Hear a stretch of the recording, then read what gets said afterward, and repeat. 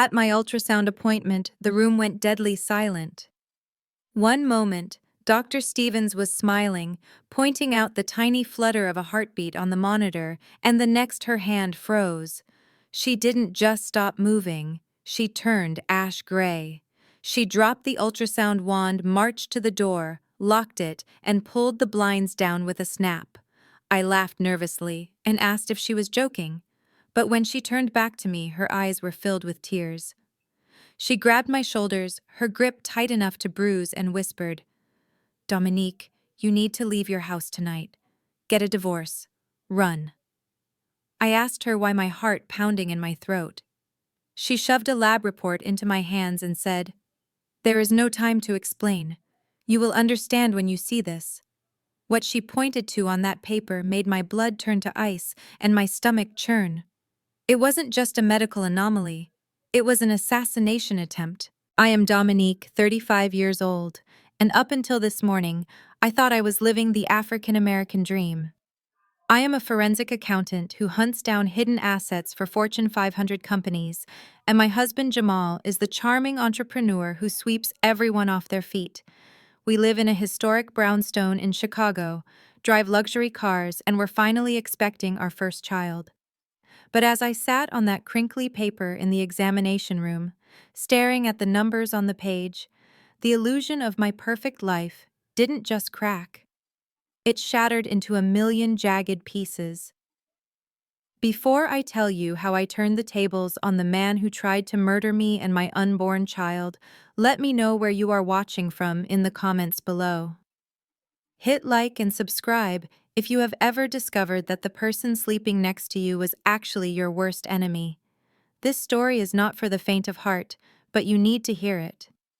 The morning had started like any other. Jamal had kissed my forehead, his beard scratching my skin in that way I used to find comforting. He had handed me my morning smoothie, a thick green concoction of kale spinach and what he called his secret blend of vitamins. "Drink up, baby," he had said, flashing that smile that could charm a courtroom. "You need your strength for the little one." I drank it even though it tasted bitter, choking it down, because I trusted him. I trusted him with my life. I trusted him with the life growing inside me. Now sitting in Dr. Stevens' office, that trust felt like a noose around my neck. Dr. Stevens has known me since I was a little girl in braids, running around her backyard with her daughter. She isn't just my OBGYN, she is family. That is why the look of terror on her face scared me more than any diagnosis could. The room was cold, smelling of antiseptic and lavender, but suddenly I felt suffocated. "Dominique, listen to me and listen good," she said, her voice trembling but low. She pulled up 2 documents on her tablet. "This is your hormone level from last month. Perfect, normal. And this is your blood work from 20 minutes ago." I squinted at the screen. I work with numbers all day. I find patterns where others see chaos. And I saw the anomaly immediately. There was a spike in a chemical compound that had no business being in a prenatal panel. Misoprostol, Dr. Stevens said, the word hanging heavy in the air. I shook my head, confused. Is that for my heartburn?" "No, Dominique." She took a deep breath. "It is a synthetic prostaglandin. In high doses, it is used to induce labor. In lower consistent doses over time, it causes the uterus to contract. It causes the lining to shed. It causes a miscarriage." My hand flew to my stomach instinctively. The silence in the room was deafening. The only sound was the hum of the computer fan and the roaring of blood in my ears. "Are you taking anything?" she asked urgently. "Any herbal supplements? Any teas?" "No," I whispered. "Just the prenatal vitamins. And the smoothies, the smoothies." The realization hit me like a physical blow. Every morning, without fail. Jamal insisting on making it himself. Jamal watching me drink every drop. Jamal asking, "Are you finishing it?" "It is for the baby." The bitterness. The strange, chalky aftertaste I had complained about last week, which he dismissed as just a new brand of organic protein powder. "He is poisoning me." I said the words tasting like ash in my mouth. He is trying to kill the baby. Dr. Stevens looked at me with pity, but also with a hardening resolve. It gets worse, Dominique. How could it possibly get worse? My husband is feeding me abortion pills in my breakfast. How does it get worse than that? She walked over to her desk and pulled a file from the bottom drawer. Her hands were shaking as she opened it. Jamal was here this morning. He came in right when we opened asking to speak to Dr. Roberts, the head of the practice. He didn't know I was on shift early. I felt a cold sweat breaking out on the back of my neck. Why was Jamal here? He told me he had a conference call. He is sitting in the car right now, waiting for me. He came to file a power of attorney document and a living will supposedly on your behalf, she said, sliding the paper across the desk. He asked specifically about the protocol for maternal hemorrhage. He wanted to know that if you started bleeding out during a miscarriage, if we would respect a do not resuscitate order. The room spun. I grabbed the edge of the exam table to keep from falling off.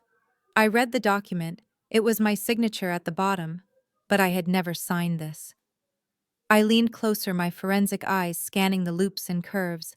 It was a good forgery, but it was a forgery. The loop on the D was too wide. The slant was slightly off. He asked if we would let me die, I choked out. He told Dr. Roberts that you were terrified of medical intervention, she explained, her voice thick with disgust. He said that if complications arose from a natural miscarriage, you wanted to go peacefully. He was setting the stage, Dominique. He was pre-clearing his path. He is dosing you with misoprostol to trigger a massive hemorrhage, and he has already signed the paperwork to stop the doctors from saving you when you bleed out. I stood up and my legs gave out. I collapsed onto the linoleum floor, heaving. I scrambled to the small sink in the corner of the room and threw up. I retched until my throat burned, trying to purge the green smoothie from my system, trying to vomit out the betrayal, the lies, the 5 years of marriage that were nothing but a long con. As I washed my mouth out with trembling hands, the pieces of the puzzle slammed together. The forensic accountant in me took over, overriding the heartbroken wife. Follow the money. That is the first rule of my job. Always follow the money. Why now? Why me? And then I remembered. The life insurance. When we got married, Jamal had insisted on aggressive policies.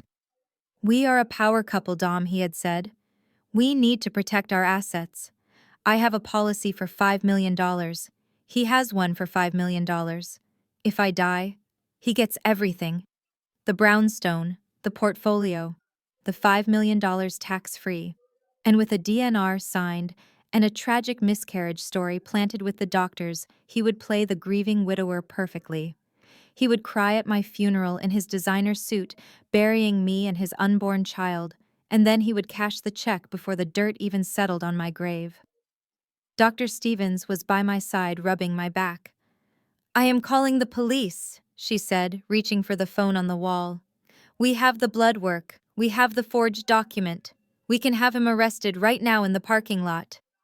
My hand shot out and grabbed her wrist. No! She looked at me like I was crazy. Dominique, he is trying to kill you. This is attempted murder. If you call the police now, he will get bail. I said, my voice sounding strange to my own ears. It was cold, detached. It was the voice I used when I caught a CFO embezzling millions. He has money. He has connections. He will hire a shark lawyer, claim the blood test was a mix-up, claim I signed that document and forgot because of pregnancy brain. He will spin this. He is a narcissist, Dr. Stevens. He will charm the jury and paint me as the hysterical, hormonal woman. So what do you want to do? She asked. I stood up and wiped my mouth with a paper towel. I looked at myself in the mirror. My eyes were red. My skin was pale, but the woman staring back at me wasn't a victim anymore. She was a hunter. I want to destroy him, I said quietly. I don't want him just in jail. I want him ruined. I want him to lose his reputation, his money, his family, and his freedom. I want him to wake up one day and realize he messed with the wrong woman. He thinks he is playing chess. He doesn't even know I own the board. But you are in danger, she protested. Not if he thinks his plan is working, I replied. I put my hand on my stomach. The baby. The baby is strong, she said. The heartbeat is strong. If you stop the misoprostol today, right now, the pregnancy should be viable. But you cannot drink another drop of whatever he gives you. I won't, I promised. I checked my phone. 3 missed texts from Jamal. Babe, you okay in there? Meeting is starting soon. Hurry up. Love you. Love you. The audacity. The sheer, unadulterated evil of typing those words while waiting for your wife to die. I fixed my hair. I pinched my cheeks to bring some color back. I put on the mask of the loving, oblivious wife.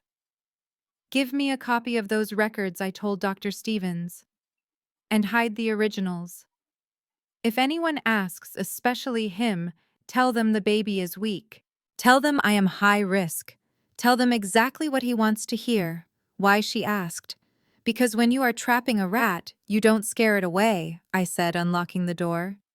You put out more cheese. I walked out of that exam room and into the waiting area. I saw him through the glass doors sitting in our Range Rover, scrolling on his phone, looking effortless and handsome. My heart didn't flutter this time. It turned into a stone. He looked up and saw me, and for a split second, I saw the calculation in his eyes before the mask of the concern slid into place. I walked out to the car, knowing that the man opening the door for me had planned my funeral. But what Jamal didn't know was that he hadn't just tried to kill his wife, he had declared war on a forensic accountant, and I was about to audit his entire life starting with his freedom. I got into the car and smiled weakly. The doctor says I need to rest, I lied, my voice trembling just enough to be convincing. She says the baby is fragile. Jamal squeezed my hand, and I felt his skin against mine, realizing it was the touch of a killer. Don't worry, baby, he soothed, starting the engine. I'll take care of you. I'll make sure you get everything you need. I looked out the window as we pulled away, watching the city pass by. Oh, I knew he would try. But he had no idea that the woman sitting next to him was already planning his demise. The contract was signed in blood today, but it wasn't mine, it was his, and I was going to make sure he paid in full. Driving home from the clinic was the longest 20 minutes of my life.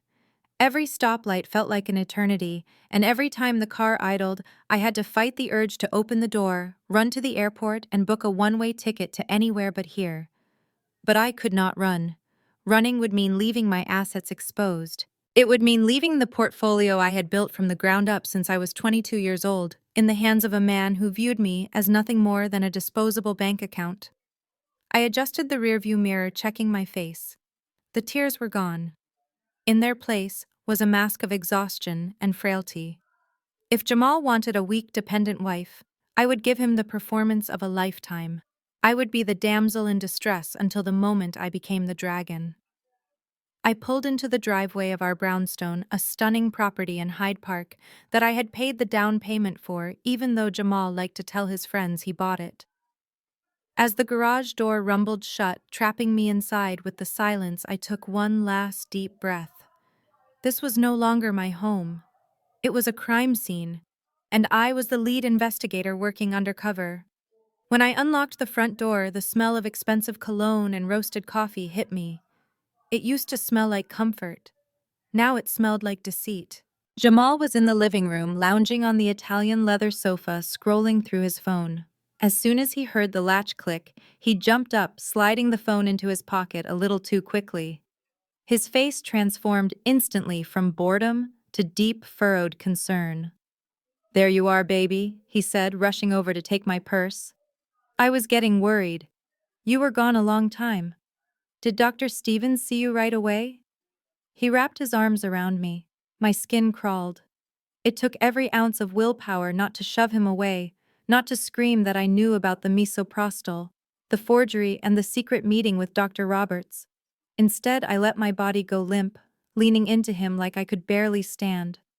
"It was awful, Jamal," I whispered, burying my face in his chest so he wouldn't see the disgust in my eyes. Dr. Stevens says the baby is struggling. I felt his body tense.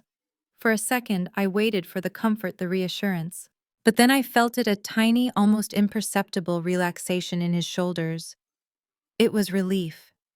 He pulled back, holding me at arm's length, scanning my face, struggling how he asked, his voice laced with a concern that didn't quite reach his eyes. Is it genetic? Is the heartbeat stopping? He was fishing for details, hoping to hear that his chemical cocktail was working. I had to be careful. I had to give him enough hope to keep him reckless, but not enough to make him accelerate the dosage. She said my hormone levels are erratic. I lied, the falsehood tasting surprisingly sweet on my tongue. She thinks my body is rejecting the pregnancy. She said I am extremely high risk right now. One wrong move, one stressful event, and we could lose everything. She wants me on strict bed rest. Jamal sighed, shaking his head. That is terrible news, Dom. Really terrible. But we will get through this. You just need to listen to the doctors. Did she prescribe anything new? No, I said quickly. She said I need to keep doing exactly what I am doing. Whatever we have been doing, it is barely keeping the baby alive. A flicker of a smile crossed his lips before he clamped it down. Good. Good. That means the nutrition plan is working. It means we just need to double down on your health. He guided me to the sofa, fluffing a pillow behind my back, with the attentiveness of a nurse. You sit here, relax. Do not think about work. Do not think about the firm. I am going to make you your tonic. You missed your morning dose because of the appointment. My stomach turned. He was going to feed me the poison right now, right to my face. I just want water. Jamal, I said weaky. No, baby. You need the vitamins, he insisted, already walking toward the open concept kitchen. The kale and the iron are essential. Dr. Stevens said to keep doing what we are doing right. I am not going to let you wither away. I watched him from the couch. The kitchen island was marble, a slab I had hand-picked. He stood there, back turned to me, and I saw him reach into the upper cabinet where he kept his protein powders. But instead of the large tub, I saw his hand dip into a small, unmarked tin he kept behind the spices. He took a pinch of white powder and dropped it into the blender along with the spinach and apple juice. The sound of the blender roared to life, drowning out the sound of my heart hammering against my ribs. He was so casual about it. That was what terrified me the most. He wasn't shaking. He wasn't looking over his shoulder. He was poisoning his pregnant wife with the same casual energy he used to butter toast. It was routine for him. How long had this been going on? Weeks, months? Had my fatigue and morning sickness been side effects of the drug all along? He poured the thick green sludge into a tall glass and walked back over to me. Here you go, sweetheart. Drink it all down. For our son or daughter. He handed me the glass. It was cold condensation dripping onto my hand. The smell of raw kale was overpowering, masking whatever bitterness lay beneath. Thanks, babe, I said, bringing the glass to my lips.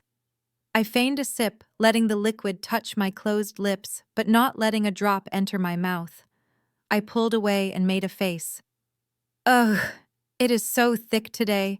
It is the extra iron, he said soothingly, sitting on the coffee table in front of me, watching me like a hawk. Just chug it. It is better if you do it fast.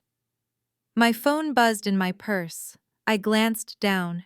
It was a notification from my bank app, a standard alert I had set up for any transaction over $500. But I saw Jamal's eyes dart to the screen. Is that work? He asked, his tone sharpening. I don't know, I said, putting the glass down on the coaster. Can you check my bag? I think I left my ID in the side pocket at the clinic. Jamal hesitated. He looked at the drink, then at me, then at the purse by the door. I will check, he said, standing up. But drink that before it gets warm. It separates if you let it sit. As soon as his back was turned, I moved with a speed that would have shocked him. I grabbed the glass and looked around. The potted plant in the corner was too far. The sink was too risky. He might see the residue. Then I saw it. The bonsai tree. It was a $2,000 juniper bonsai sitting on the side table next to the sofa. It was Jamal's pride and joy. He spent hours pruning it with tiny scissors, bragging to his friends about the discipline it took to maintain. It was his baby. I didn't hesitate. I dumped the entire contents of the smoothie into the soil of the bonsai. The thick green liquid disappeared quickly into the dark earth and moss. I wiped the rim of the glass with my thumb to make it look used and set the empty glass back on the coaster, just as Jamal turned around holding my ID. "Found it," he said, walking back. "You really need to be more careful, Dom. Pregnancy brain is real." He stopped when he saw the empty glass. His eyebrows shot up. "Whoa, you downed that fast." "I told you." I smiled weakly, wiping a fake green mustache from my lip. "I am doing it for the baby." "Good girl," he said, picking up the glass and inspecting the bottom. He looked satisfied. "See, you are getting stronger already." He took the glass to the kitchen to rinse it out immediately. He never washed dishes immediately. He was destroying the evidence. When he came back, his demeanor had shifted. He wasn't just the concerned husband anymore. He was the businessman. He sat down next to me, taking my hand. His palms were sweaty. "Babe, while you were resting, I was thinking about what Dr. Stevens said. About stress."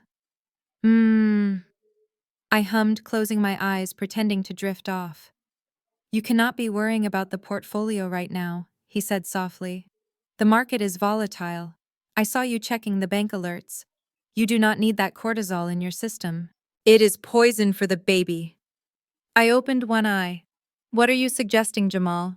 "I think we should sign that limited power of attorney we talked about last year," he said, his voice level and practiced. "Just for the duration of the pregnancy. It would let me handle the day-to-day transfers, sign off on the real estate maintenance, and deal with the brokers so you do not have to. I just want to take the burden off your shoulders." I felt a cold rage bubble up in my chest. He didn't just want to kill me. He wanted to liquidate me first. If I signed that paper, he could drain my personal accounts, sell my stocks, and move everything to an offshore account before my body was even cold. "That makes sense," I said slowly, watching hope flare in his eyes. "Great," he said, reaching under the coffee table. "I actually printed a draft just in case. We can just sign it now and I will get Dante to notarize it later." He had it ready. He had the death warrant ready under the coffee table. I reached out and took the paper. My hand trembled, and for once I didn't have to fake it. I looked at the legal jargon. It wasn't limited. It was a general power of attorney. It gave him full control. "I need to read this over, Jamal," I said, folding the paper and placing it under my thigh. "You know how I am. I cannot sign anything without reviewing the clauses. It is the auditor in me." Jamal's jaw tightened. "Dom, do you not trust me? This is for your health. Why do you have to make everything a transaction?" "It is not a transaction, it is my nature," I countered, softening my voice. "If I just sign it blindly, I will stress about what I might have missed. That defeats the purpose, right? Let me look at it tonight after dinner. I will sign it in the morning." He stared at me for a long moment, searching for any sign of resistance. I kept my face open, exhausted and compliant. Finally, he blinked. "Okay," he said, standing up abruptly. "Tomorrow morning." "But Dom, seriously, let me lead. You need to stop trying to control everything." I watched him walk away to his home office. Let him lead. He wanted to lead me right off a cliff. That night was the longest of my life. We lay in our king-sized bed, the Egyptian cotton sheets feeling like a shroud. Jamal fell asleep quickly, his breathing deep and even unburdened by conscience. I lay on the very edge of the mattress, my back to him, staring at the shadows dancing on the ceiling. Every time he shifted in his sleep, my heart hammered. I kept thinking, what if he wakes up? What if he decides the poison is too slow? What if he sees the pillow over my face and takes an opportunity? I slid my hand under my pillow, wrapping my fingers around the cold steel of the letter opener I had swiped from the hallway desk. It wasn't much, but it was something. I listened to the wind howling off Lake Michigan, rattling the window panes. In the silence of the room, the truth settled over me like a heavy blanket. The man snoring softly behind me, the man I had vowed to love and cherish, was a monster. He had looked me in the eye today, smiled, and handed me a glass of death. I thought about the bonsai tree in the living room. By tomorrow morning, its leaves would begin to brown. Its roots would shrivel. It would be the first casualty of this war. But it wouldn't be the last. My mind began to race, the gears of my forensic training grinding into motion. He wanted control of the money, fine. I would give him a trail to follow. He wanted to use legal documents to trap me. I would bury him in paperwork so deep he wouldn't find his way out until he was in a prison cell. I closed my eyes, but not to sleep. I was visualizing the spreadsheet of our lives. I was moving columns, hiding assets, and highlighting liabilities. Jamal thought I was the liability. He didn't know that I was the auditor. And the audit had just begun. I wouldn't just divorce him. I wouldn't just leave. I was going to let him think he was winning right up until the moment I slammed the gavel down. Tomorrow, the actress would take the stage again. But tonight, the strategist was plotting the third act. And in my version of the script, the villain doesn't get a monologue. He gets a sentence. The doorbell rang at exactly 7 o'clock. It sounded less like a dinner chime and more like the opening bell of a boxing match. I stood in front of the hallway mirror for one last second, smoothing down my maternity dress. It was silk expensive and draped perfectly over my bump, acting as a shield for the child I was now protecting with my life.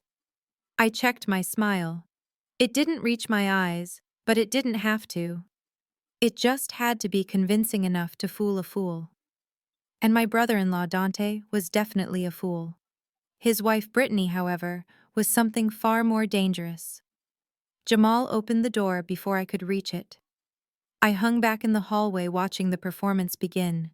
"Hey brother," Jamal boomed, embracing Dante.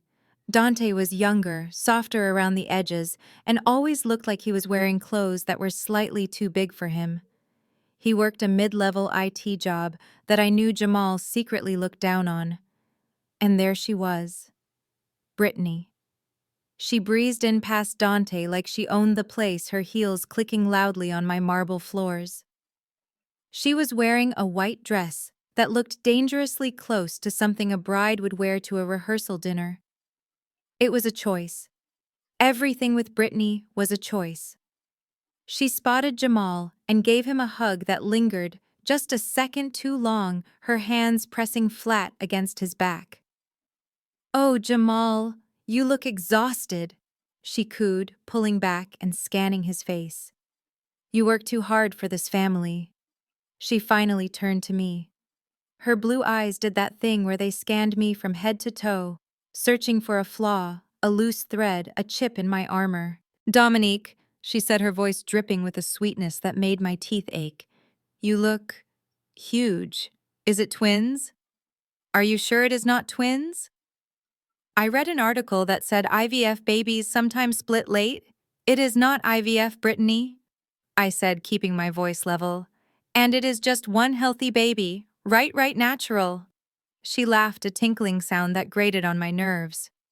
"Well, you are glowing. Or maybe that is just the humidity in here.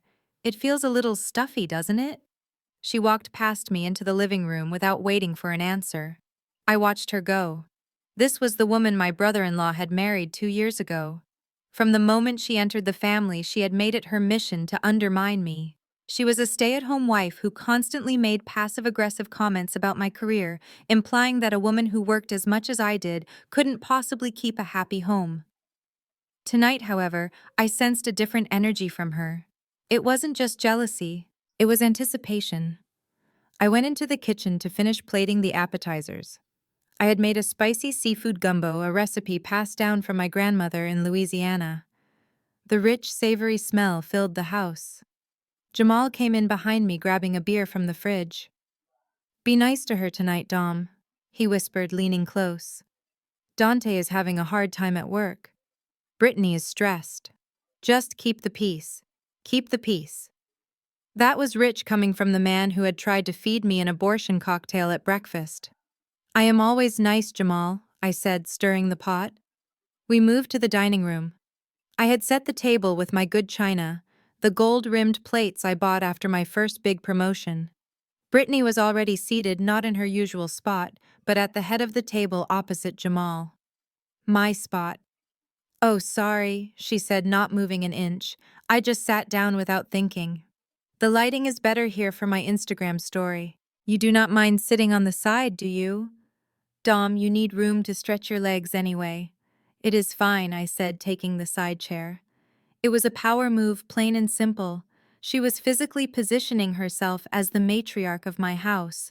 Dante sat opposite me, looking nervous. "So how is the business? Dom caught any bad guys lately?"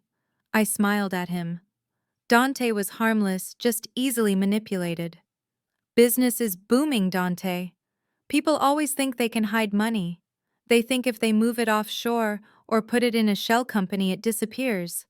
But money always leaves a trail. It is like a footprint in wet cement. It never really goes away." I saw Jamal stiffen in his chair. He took a long swig of his beer. Brittany jumped in, changing the subject. "Well, speaking of trails, I hope this gumbo is not too heavy. I was telling Dante on the way over that we need to watch our sodium." She peered into her bowl, stirring the dark roux with her spoon, like she was examining toxic waste. "It smells very strong," she said, wrinkling her nose. "You know, Dominique, I read that spicy food can be really bad for the baby's heart rate, and all this salt. It is terrible for blood pressure, especially for, you know your demographic. Heart disease runs high in the community, doesn't it?" The room went silent. The microaggression hung in the air, thick and ugly. She wasn't talking about my family history, she was talking about my race. "My blood pressure is perfect, Brittany," I said, staring her down. "And the spices are distinct. It is called flavor. You should try it sometime." Jamal let out a nervous chuckle. "Brittany just cares about health, Dom. She is a yoga instructor after all. She knows about the body. She is an uncertified yoga instructor who teaches 2 classes a week at the community center," I thought, but I kept my mouth shut. Brittany smiled, victorious that Jamal had defended her. "I am just saying, we want the baby to be healthy. We do not want any complications." She emphasized the word complications with a look that sent a shiver down my spine. She knew. She knew about the plan. After the appetizer, Brittany excused herself to go to the restroom. But she didn't go to the powder room in the hallway. I heard her heels clicking towards the living room, towards my private study. I stood up. "Let me just check on the main course." I followed her quietly. I found her in the living room, standing in front of my art collection. I have 3 original pieces by Basquiat and a few modern sculptures that are worth more than the house she and Dante rent. She was running her hand over a bronze sculpture, her fingers tracing the curves with a look of pure, unadulterated greed. She didn't hear me approach. "It is beautiful, isn't it?" I said. She jumped, pulling her hand back. "Oh, you scared me. I was just admiring it. It must be nice to spend money on things like this." "It is an investment," I said, walking over to stand beside her. She turned to me, her eyes wide and innocent, but there was a shark swimming behind them. "You know, Dom, Dante and I were talking. If something, God forbid, if something happened to you during the birth," I stared at her. "Excuse me." "Well, Jamal said you are high risk," she continued, her voice lowering to a conspiratorial whisper. "Childbirth is so dangerous. If you did not make it, and the baby did not make it, Jamal would be all alone in this big house with all these things. He would not know what to do with them. He is not really an art person." She reached out and touched the sculpture again. "I guess as family, Dante and I would have to step in and help him manage all this," she said. "I would hate to see these beautiful things sold off to strangers. I would probably take this one. It would look great in our foyer." My blood ran cold. She was not just asking a hypothetical question. She was staking a claim. She was picking out my furniture for her new life in my house. I took a step closer to her, invading her personal space. I plan on living a very long time, Brittany. And this sculpture? It is entailed. If I die, it goes to a museum, not to family. Her smile faltered for a fraction of a second before plastering back on. Oh, sure. Of course. I am just being practical. We all have to think about the worst-case scenario. We went back to the dinner table. The tension was so thick I could hardly breathe. Jamal was refilling wine glasses, his face flushed. He was drinking too much. That was good. When he drank, he got sloppy. I brought out the main course, a roast chicken with vegetables. As I sat down, I noticed Brittany watching me. She wasn't eating. She was fidgeting with her water glass, her eyes darting between me and Jamal. Is the soup too spicy for you? Britt, Jamal asked, trying to break the silence. No, it is fine, she said. Actually, can you pass the salt, Dom? It is over by your elbow. I reached for the salt shaker. At the same moment, Brittany reached across the table ostensibly for the pepper, but her arm moved with a strange, jerky speed. Her elbow slammed into the tureen of hot gumbo that was sitting near my plate. It happened in slow motion. The heavy ceramic bowl tipped. The dark boiling liquid cascaded over the edge of the table. Watch out, Dante yelled, but it was too late. The hot soup splashed directly onto my stomach. I screamed. The pain was instant and searing. The heat soaked through my silk dress, scalding the skin of my baby bump.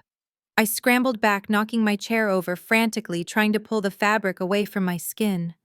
Oh my God, Brittany shrieked. She jumped up, but she didn't look at me. She looked down at her white dress. A few drops of the gumbo had splattered onto her hem. My dress, she wailed. This is dry clean, only Jamal get a towel. It is staining. I was standing there clutching my burning stomach, tears springing to my eyes from the pain. Jamal, help me, I gasped. It is burning. Jamal shot out of his chair. He grabbed the linen napkin from his lap. He looked at me, saw me holding my stomach, saw the red, angry skin beginning to blister through the wet silk. Then he looked at Brittany, who was frantically dabbing at the tiny spot on her hem, making a scene. Here, let me get that, Jamal said, rushing to Brittany's side.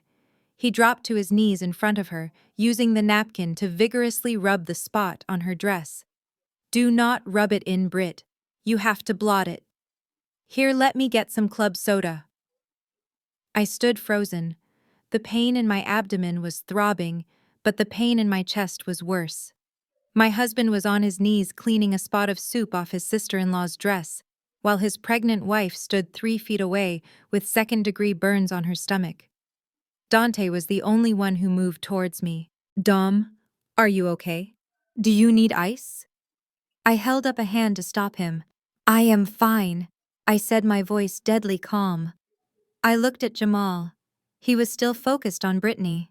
She was looking down at him, her hand resting on his shoulder, her fingers curling slightly into the fabric of his shirt. It wasn't the touch of a sister-in-law. It was possessive. It was intimate. Jamal looked up at her, and for a second, the rest of the room disappeared for them. He gave her a look of such intensity, such raw hunger, that I felt like I had walked in on them in bed. It wasn't just about the money. It wasn't just about the insurance fraud. They were sleeping together. The realization hit me harder than the hot soup, the late nights at the office, the sudden interest in Dante's family, the way Brittany knew so much about our finances. They weren't just partners in crime, they were lovers. Brittany caught me watching them. Over Jamal's head, she locked eyes with me. She didn't look sorry. She smiled. A tiny, cruel smirk that said, I win. I turned around and walked out of the dining room. Where are you going? Jamal called out, finally remembering I existed. To change, I said, without looking back. Enjoy your dinner. I walked up the stairs, my stomach burning, my heart pounding. I went into the bathroom and peeled the ruined silk dress off my body. The skin on my belly was angry red, but not blistered badly. The baby kicked a strong, solid thump against my ribs, as if to say, I am still here, Mom. We are still here. I looked in the mirror. I saw the woman Dr. Stevens had warned. I saw the woman who had been betrayed by everyone she trusted. But I also saw the forensic accountant who had just found the smoking gun. Adultery. In the state of Illinois, adultery could impact the divorce settlement if it involved the dissipation of marital assets. And if Jamal was spending our money on Brittany, if he was buying her dresses or jewelry or paying her rent, that was dissipation. I applied burn cream to my stomach with trembling hands. Downstairs, I could hear them laughing. Brittany's high-pitched giggle echoed up the stairwell. They thought they had won. They thought I was just the clumsy pregnant wife who ruined dinner. I grabbed my phone. I needed to see exactly how deep this affair went. I needed dates. I needed hotel receipts. And I knew exactly where to find them. Jamal thought he was smart deleting his texts, but he forgot that our EZ-Pass account for the toll roads tracked everywhere the car went. And looking at the shared calendar, I bet I would find a lot of business trips that matched up with trips to local hotels. I put on a fresh robe and sat on the edge of the bathtub. The tears finally came hot and fast, but I wiped them away angrily. No more tears, not for him, not for her. They wanted a show, they wanted a tragedy. Fine, I would give them a tragedy, but it wouldn't be mine. I opened my laptop and logged into the toll road database. I started cross-referencing dates. The game had just changed. It wasn't just murder anymore, it was a love triangle. And in a triangle, one side always has to break. I was going to make sure that when it snapped, it took both of them down with it. The silence in the house was heavy, broken only by the rhythmic wet snoring coming from the man passed out in our king-sized bed. Jamal had finished 3/4 of a bottle of bourbon after dinner, drowning whatever flicker of conscience he might have had left, or perhaps celebrating the successful performance he and Brittany had put on downstairs. I stood in the doorway of the master bedroom watching him. In the moonlight, he looked peaceful, almost innocent, the same man I had fallen in love with 5 years ago.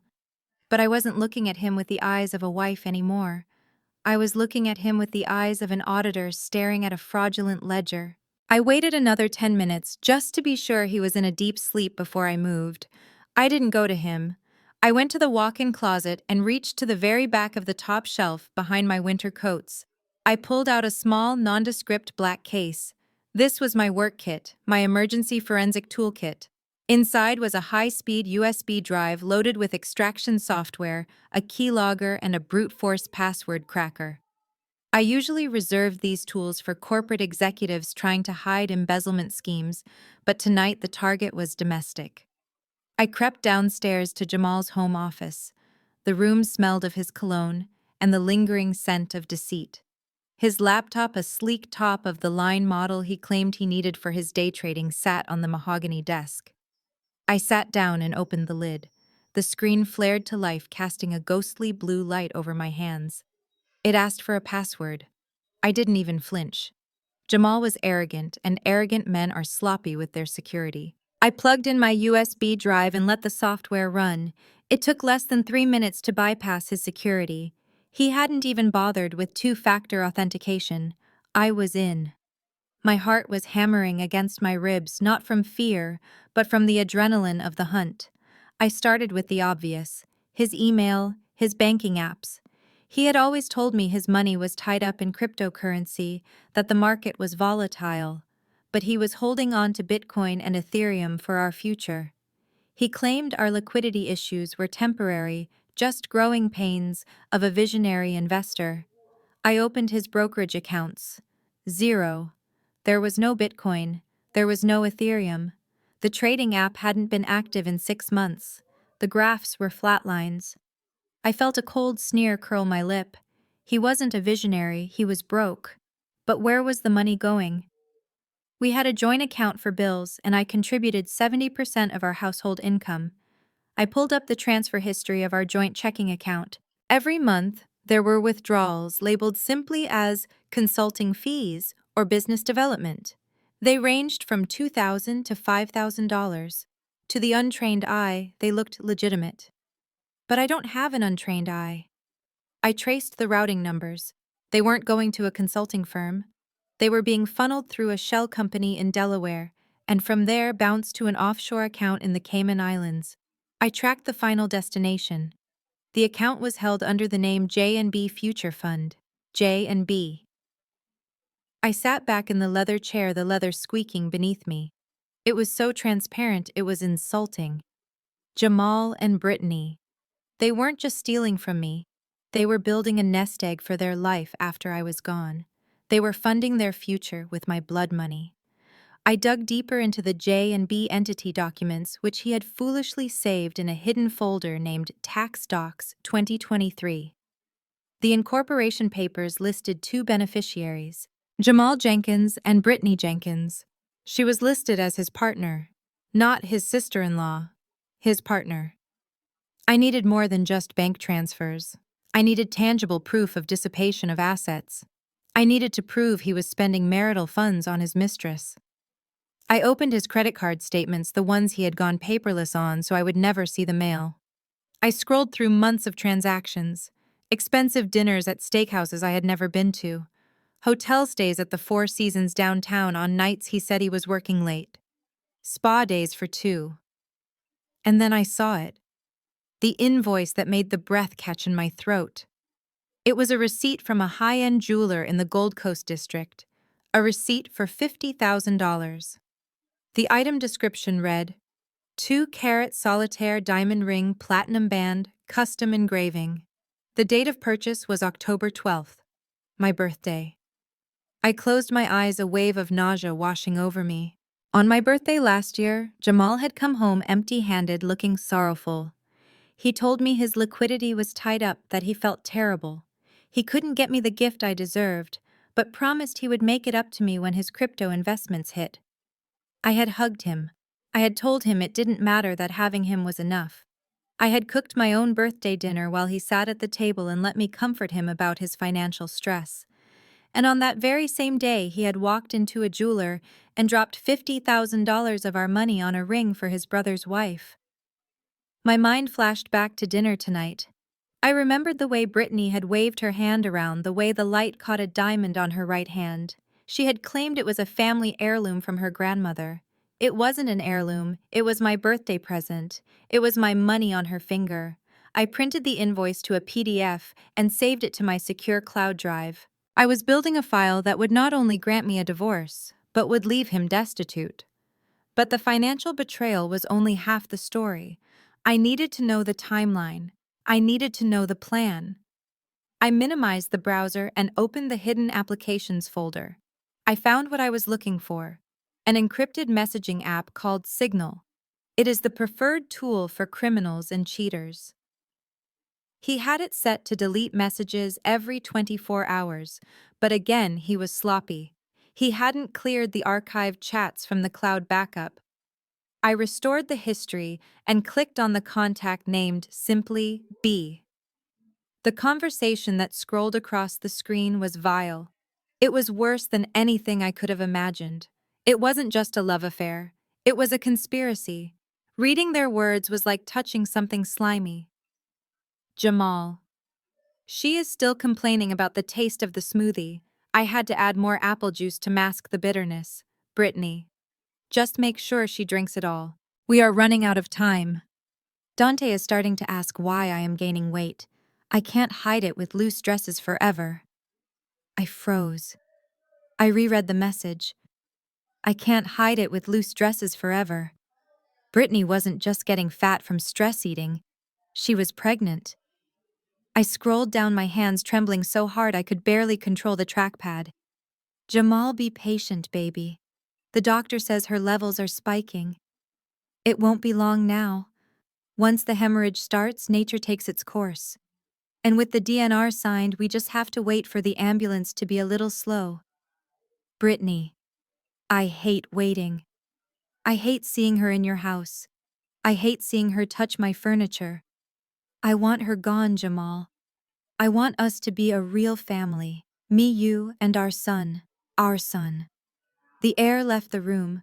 Brittany was pregnant with Jamal's child. That was why they were desperate. That was why they had accelerated the poisoning. They needed me dead before Brittany started showing so Jamal could play the grieving widower for a few months before miraculously finding comfort in the arms of his sister-in-law. It was a replacement strategy. They were going to replace me, my baby, and my life with their twisted version of a happy family. I felt a tear slide down my cheek, but I wiped it away angrily. This wasn't the time for grief. This was the time for evidence. I took screenshots of every single message. I screenshotted the dates, the timestamps, the admissions of guilt. Once the hemorrhage starts. That line alone was enough to put them both away for conspiracy to commit murder. I found another exchange from 2 days ago. Brittany, did you get the nursery ready, Jamal? Not yet. I can't clear out her office until she is, you know. But I measured the room. It is perfect for the crib we looked at. Brittany, good. Because I am not raising our son in that tacky guest room. He deserves the master suite. They were already measuring my office for their baby's nursery, my office. The room where I had built my career, where I had spent countless nights auditing billionaires and fighting fraud. They were going to turn it into a shrine for their adultery. I had seen enough. I ejected my USB drive and carefully wiped the recent activity log on his computer so he wouldn't know I had been there. I closed the laptop exactly as I had found it, adjusting the angle to the millimeter. I stood up, clutching the USB drive in my hand. It felt hot against my palm. This tiny piece of plastic held the power to destroy them. But I wasn't going to turn it over to the police yet. Not tonight. The auditor in me knew that the most devastating blow isn't just catching the thief. It is waiting until they have spent the money they stole and then calling in the debt.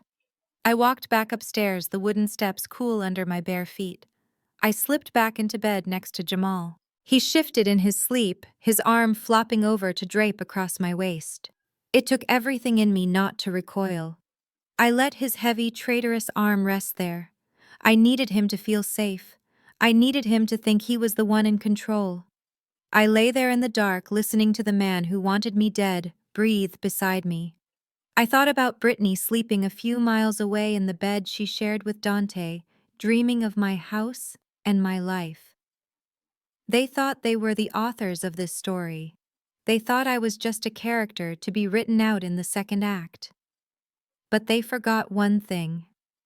I am the one who balances the books. And tomorrow I was going to start calling in the loans. The interest on this betrayal was going to be astronomical. Brittany was pregnant.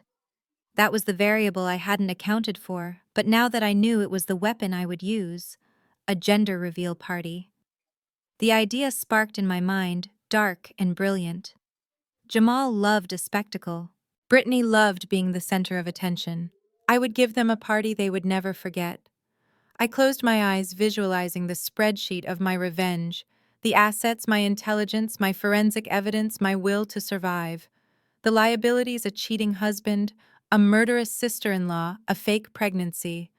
The bottom line was clear. They were going to be bankrupt in every sense of the word. I drifted off to sleep with a smile on my face, the first genuine smile I had worn all day. The hunt was over. The trap was set. Now all I had to do was wait for the cheese to be taken. The house was finally quiet, but my mind was screaming. After finding the digital evidence of their affair and the murder plot, I knew I could not just go back to sleep. I needed to neutralize the weapon. I knew Jamal kept his gym supplements in the lower cabinet of the kitchen island, a place he claimed was his designated health zone. I crept downstairs, the marble floor cold against my bare feet, moving like a ghost in my own home. I opened the cabinet door slowly, wincing at the slight squeak of the hinge. There it was. The massive tub of whey protein he worshipped like an idol. But I knew the poison was not mixed into the whole tub. That would be too dilute. He was dosing me specifically. I dug my hand into the powder, feeling around until my fingers brushed against something hard and plastic. I pulled out a small, unmarked pill bottle buried deep in the vanilla-scented dust. I opened it. Inside was a white powder, finely ground. Misoprostol. I took a small sample and sealed it in a Ziploc bag to give to Dr. Stevens for testing, just to be absolutely sure. Then I went to the medicine cabinet in the guest bathroom. I found a bottle of extra-strength laxatives, the kind meant for severe constipation, and a bottle of natural sleep aids. I crushed them both in a mortar and pestle until they were a fine white dust, identical in texture to the poison. I poured my mixture into his hidden bottle, buried it back in the protein tub, and washed the mortar 3 times to remove any trace. I went back to bed, but I didn't sleep. I lay there listening to his breathing, knowing that tomorrow the game would change. He thought he was the predator administering death in a glass. He had no idea he was about to become the patient. The next morning, the sun streamed into the kitchen, mocking the darkness of our reality. Jamal was already up whistling a tune as the blender whirred. It was a sickening sound. The sound of him preparing what he thought was my execution. "Good morning, beautiful," he said, turning off the blender. He poured the green liquid into 2 glasses, one for him, which was just spinach and protein, one for me, which contained the special additive from the buried bottle. He didn't know the additive had changed. He thought he was handing me a miscarriage. In reality, he was handing me a cocktail of magnesium citrate and melatonin. "Here you go, babe," he said, placing my glass on the counter. "Drink up." I walked over, feigning grogginess. "Oh, Jamal, look at that bird outside," I said, pointing to the window behind him. "Is that a cardinal?" Jamal turned. "Where I do not see it." In that split second, my hand moved. I switched the glasses. It was a sleight of hand I had practiced in my head 1,000 times since I woke up. He turned back.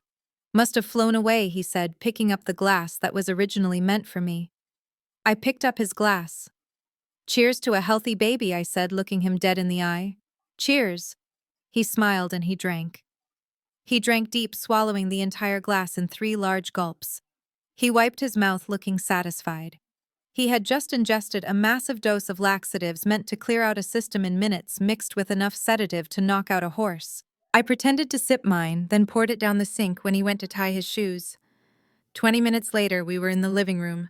Jamal was putting on his jacket, getting ready for a meeting with his imaginary investors. Suddenly, he froze. A look of absolute confusion crossed his face. His stomach let out a gurgle so loud it echoed off the walls. "You okay, babe?" I asked, keeping my face perfectly innocent. "Yeah, I—" He grimaced, clutching his abdomen. "I just got a weird cramp." He took a step towards the door and then stopped. His eyes went wide. The color drained from his face. The laxative was fast-acting. I need to go," he stammered, dropping his briefcase. He sprinted for the downstairs bathroom. The door slammed, and moments later, the sounds of absolute intestinal destruction filled the hallway. I stood there sipping my coffee, listening to the man who tried to kill me suffer the most humiliating morning of his life. "Dom," he yelled through the door, his voice strained and panicked. "Dom, bring me some water. I feel dizzy. That would be the sedatives kicking in." I walked to the door. "Oh no, Jamal. Do you think it was the sushi we ordered last week? Or maybe a stomach bug? You sound terrible. I feel weak," he moaned. "I will get you some water," I said. "You just stay in there. Don't worry about your meeting. I will text them and cancel." I didn't text anyone. I grabbed my purse and keys. "I have to run to the pharmacy to get you some medicine, honey," I yelled. "I will be back soon." I left him there, trapped in the bathroom, sick, dizzy, and helpless. It was a petty victory, but it bought me time. I drove straight past the pharmacy and headed for the suburbs. I had a meeting that was far more important than buying Pepto-Bismol. I pulled into the parking lot of a nondescript coffee shop in Oak Park, 40 minutes away from the city. Sitting in the back corner booth was Mr. Vance, my personal estate lawyer. He was a man of few words, and even fewer smiles, which was exactly why I liked him. He had been my father's lawyer, and he was the only person on earth who knew the true extent of my net worth. "Dominique," he said, standing up to shake my hand. You look determined. I sat down and slid a manila envelope across the table. It contained the evidence of the forgery, the poisoning report from Dr. Stevens, and the chat logs I had extracted last night. We need to make a change to the estate plan, Mr. Vance. Today. He opened the envelope, his eyes widening as he scanned the documents. Good Lord. Dominique, this is grounds for immediate arrest. Why aren't we at the police station? Because he is not done yet, I said coldly. And neither am I. If I arrest him now, he fights it. He claims I am crazy. He uses my money to pay for his defense. I need him to be broke before he goes to jail. I took a sip of black coffee. I want to set up an irrevocable trust. Mr. Vance nodded slowly. Okay. Who is the beneficiary? The baby. Technically, yes, I said. But I want a specific clause, a poison pill clause. If I die under suspicious circumstances, or if I die before the divorce is finalized, 100% of my assets, including the house, the portfolio, and the life insurance payout, will bypass Jamal completely and go where he asked, pen hovering over his notepad.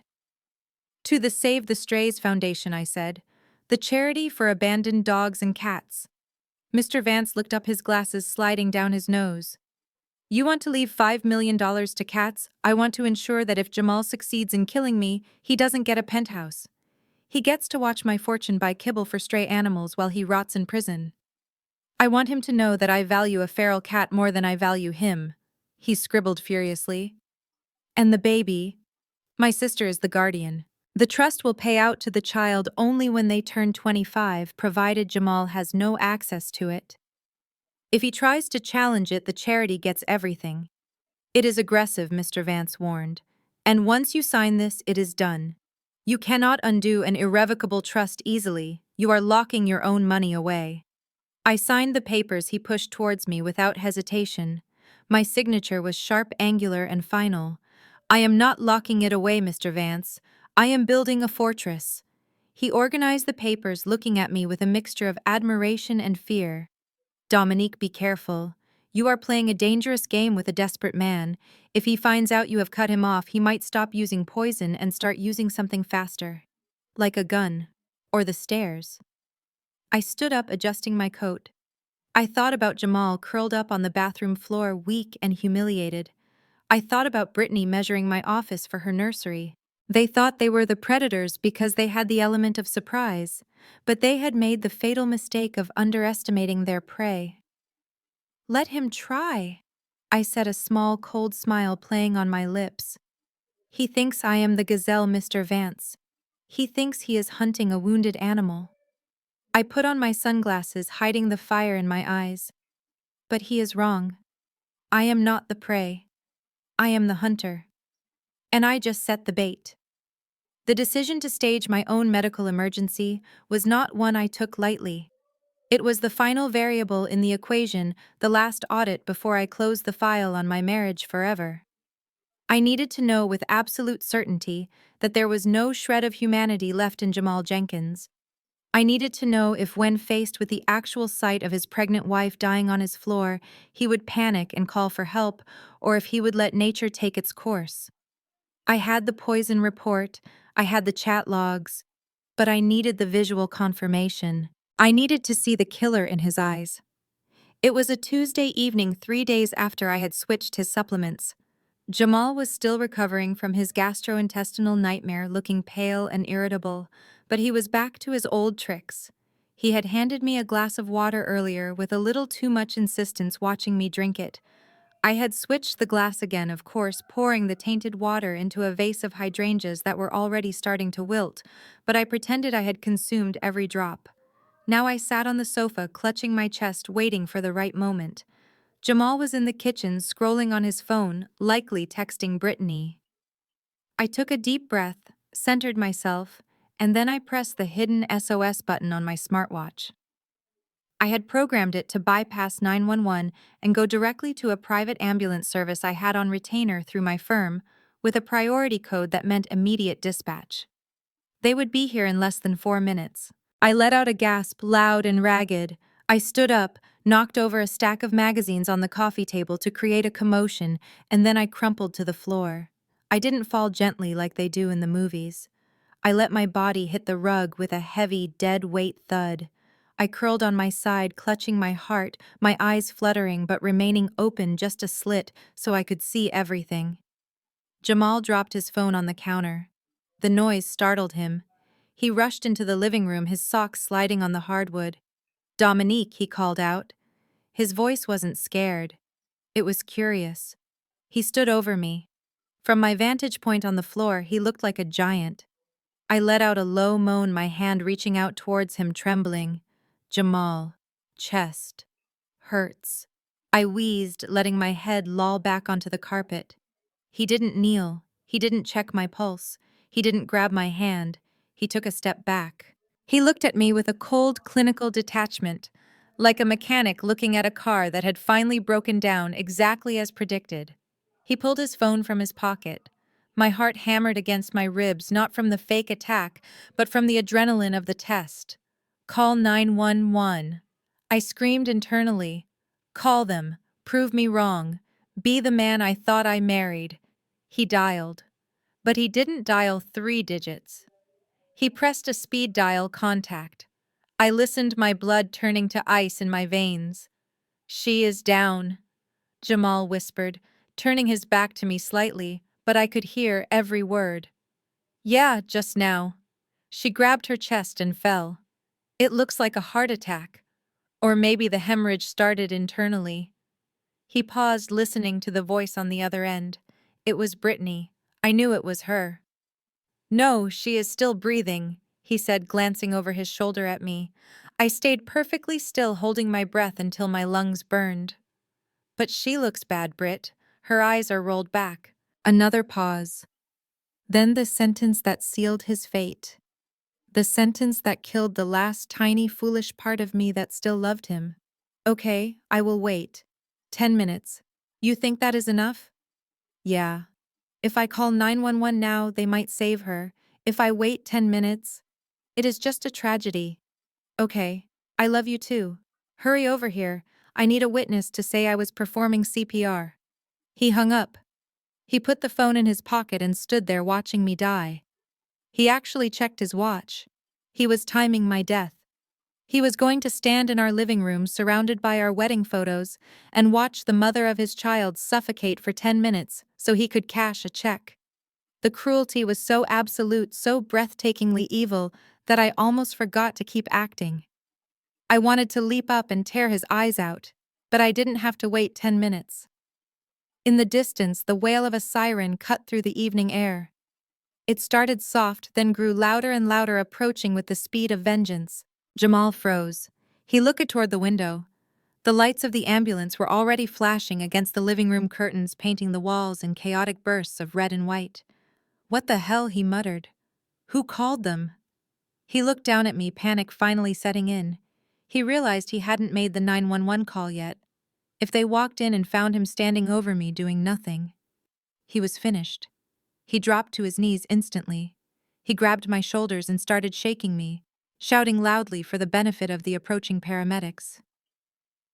"Dominique, baby. Stay with me. Oh God, someone help!" He began performing chest compressions, but they were weak and pathetic. He was putting on a show. I stayed limp, letting him shake me. The front door burst open. I had left it unlocked earlier intentionally. "Paramedics. Where is the patient?" "In here!" Jamal screamed, his voice cracking with fake tears. "She just collapsed. I was just about to call you. Thank God you are here." I don't know what happened. The room swarmed with activity. Men in uniforms pushed Jamal aside. They put an oxygen mask over my face. One of them checked my vitals. I gave a subtle squeeze to the paramedic's hand, a signal we had agreed upon during my consultation with the private service. He nodded imperceptibly. "Pulse is thready. We need to move her now." They loaded me onto the stretcher. As they wheeled me out, I saw Jamal standing by the fireplace. He wasn't looking at me with worry. He was looking at his phone, furiously typing. He was warning Brittany. The plan had been interrupted. The ride to the hospital was a blur of acting. I kept my eyes closed, letting the paramedics do their work. When we arrived at the emergency bay, Dr. Stevens was waiting. She looked fierce like a general on a battlefield. She took over immediately, barking orders at the nurses, steering my gurney into a private trauma room. Once the doors were closed and the nurses were dismissed, Dr. Stevens leaned over me. "You can open your eyes, Dominique. We are clear." I sat up, ripping the oxygen mask off my face. "Did you see him?" I asked, my voice trembling with rage.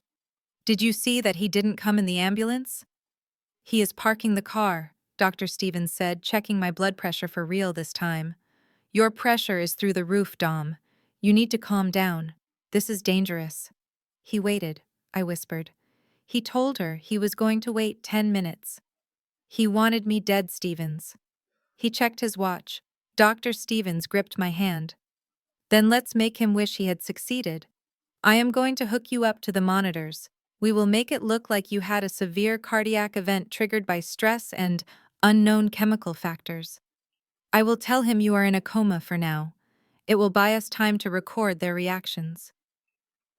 She hooked me up to the machines. The steady beep, beep, beep filled the room. I lay back against the pillows, making myself look small and fragile.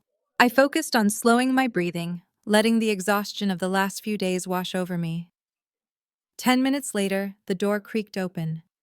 Dr. Stevens stepped forward, blocking their view of me. "Mr. Jenkins," she said gravely, "and Ms. Brittany. I assume you are here for moral support?" Jamal rushed in, looking disheveled.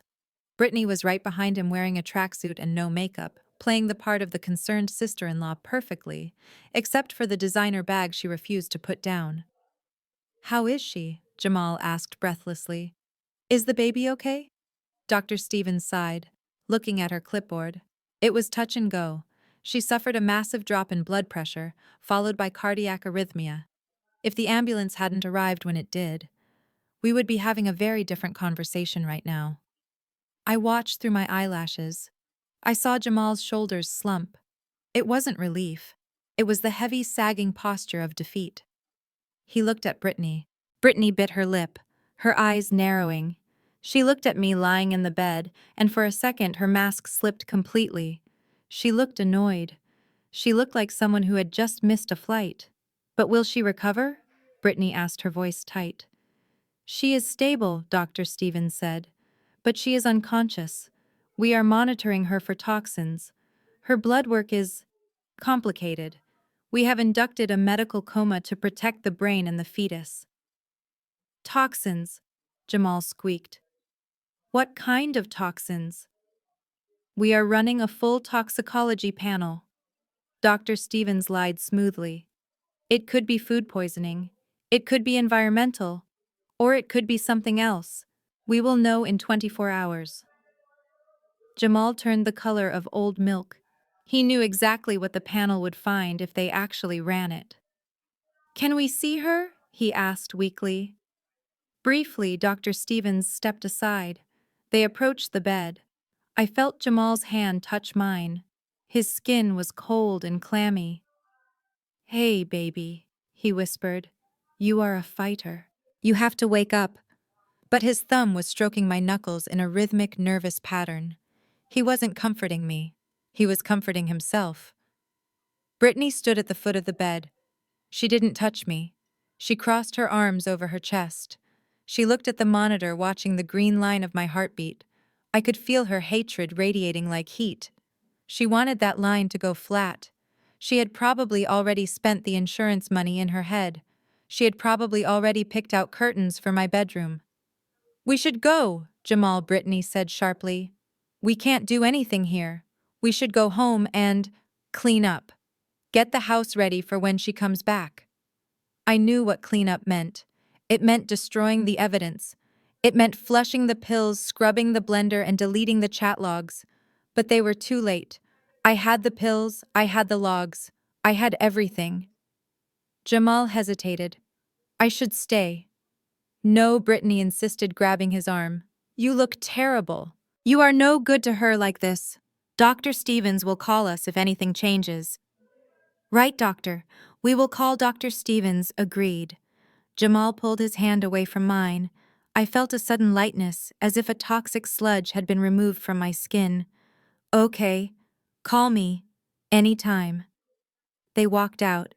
As the door closed, I heard Brittany whisper, hiss, really? You said 10 minutes. You said you would handle it. I didn't think the ambulance would be that fast, Jamal hissed back. Their voices faded down the corridor. I opened my eyes. The room was dim, lit only by the machines. Dr. Stevens looked at me. They are terrified, she said. They are going to go home and scrub that house top to bottom. Let them, I said, sitting up and pulling the IV tape off my hand. I don't need the physical evidence anymore. I have seen what I needed to see. I swung my legs over the side of the bed. Where are you going? Dr. Stevens asked. You are supposed to be in a coma. I am checking out, I said. I have a party to plan, a party the gender reveal. I smiled, but there was no humor in it. It was a predator's smile. They want to know about the baby. I am going to tell them everything. I am going to invite everyone they know, his investors, her parents, my family, and I am going to reveal a lot more than just blue or pink. I walked to the closet where my clothes were stored. Dr. Stevens, I need you to release me against medical advice. Tell them I woke up confused and demanded to go home. Tell them I am hormonal and irrational. Play into their narrative that I am unstable. She nodded slowly. It will make them overconfident. Exactly, I said, zipping up my boots. They think they dodged a bullet tonight. They think they have a second chance to kill me. They will be sloppy. They will get careless. I grabbed my coat, but they don't know that the bullet already hit them. It is just a slow-moving one. And it is going to explode right in their faces on Saturday night. I walked out of the hospital room, leaving the beeping machines behind. I wasn't Dominique the victim anymore. I wasn't even Dominique the wife. I was the chief financial officer of Karma, and I was about to audit their souls. The hospital trap had worked perfectly. It had flushed them out. Now it was time for the extermination. The invitation said 2 in the afternoon, but I arrived at 2:15 fashionably late and armored in a designer maternity jumpsuit that cost more than the Honda Civic parked in Brittany's driveway. After my miraculous recovery from the hospital, Brittany had absolutely insisted on hosting my baby shower. She claimed that after my health scare, I needed to rest and let family take care of me. I knew the real reason, of course. She wanted to control the narrative. She wanted to parade me in front of her friends and my colleagues as the frail, sickly older mother who was barely hanging on while she played the energetic, youthful, and capable sister-in-law. I had offered to pay for a venue, perhaps a solarium at the Botanical Gardens, or a private room at the Peninsula, but Brittany had refused with a scoff. She said those places were too impersonal and that a backyard barbecue was more authentic. Authentic was certainly one word for it. As I stepped out of my car, my heels sinking slightly into the uneven pavement of the sidewalk, I could already hear the bass of cheap speakers rattling the windows of her rental house. I walked around to the back gate, taking a deep breath to steel myself. The scene that greeted me was not just underwhelming, it was an insult crafted with precision. My friends, a collection of successful doctors, lawyers, and corporate executives, were standing awkwardly on patches of dying grass, holding red plastic cups filled with lukewarm boxed wine. Brittany had strung up a few limp streamers from the dollar store that were already tangling in the wind, and the tables were covered in thin plastic tablecloths that fluttered violently, threatening to blow away the paper plates of cold hot dogs and store-bought potato salad. It looked less like a celebration of a new life, and more like a hastily arranged fundraiser for a bleak cause. I saw my friend Chloe, a senior partner at a top law firm, looking down at her Manolo Blahniks with a mixture of horror and resignation as they sank into the mud. She caught my eye and mouthed, "Is this a joke?" I just smiled, a tight, practiced expression that conveyed everything she needed to know. I walked into the fray, greeting my guests with apologies disguised as gratitude. I am so glad you came, I told them, ignoring the smell of charcoal fluid that permeated the air. Brittany really wanted to do something intimate. Brittany emerged from the kitchen door wearing a tight pink dress that left nothing to the imagination, her hair teased high. She wasn't wearing an apron or looking like a hostess. She looked like she was trying to outshine the guest of honor. She clapped her hands, demanding attention. Everyone. The mother-to-be is finally here, she announced, her voice shrill. Let's get her a chair. We don't want her fainting again, do we? She guided me to a folding metal chair in the center of the yard, decorated with a single sad balloon.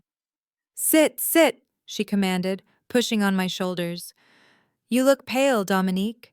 Are you sure you should be out of bed? I am feeling much better. Thank you, Brittany, I said, sitting down gingerly on the cold metal. The fresh air is good for me. Well, don't overdo it, she said loudly, making sure everyone heard. We all know how fragile your condition is. At your age, everything is a risk. My age, I am 35, not 80, but Brittany spoke as if I were geriatric.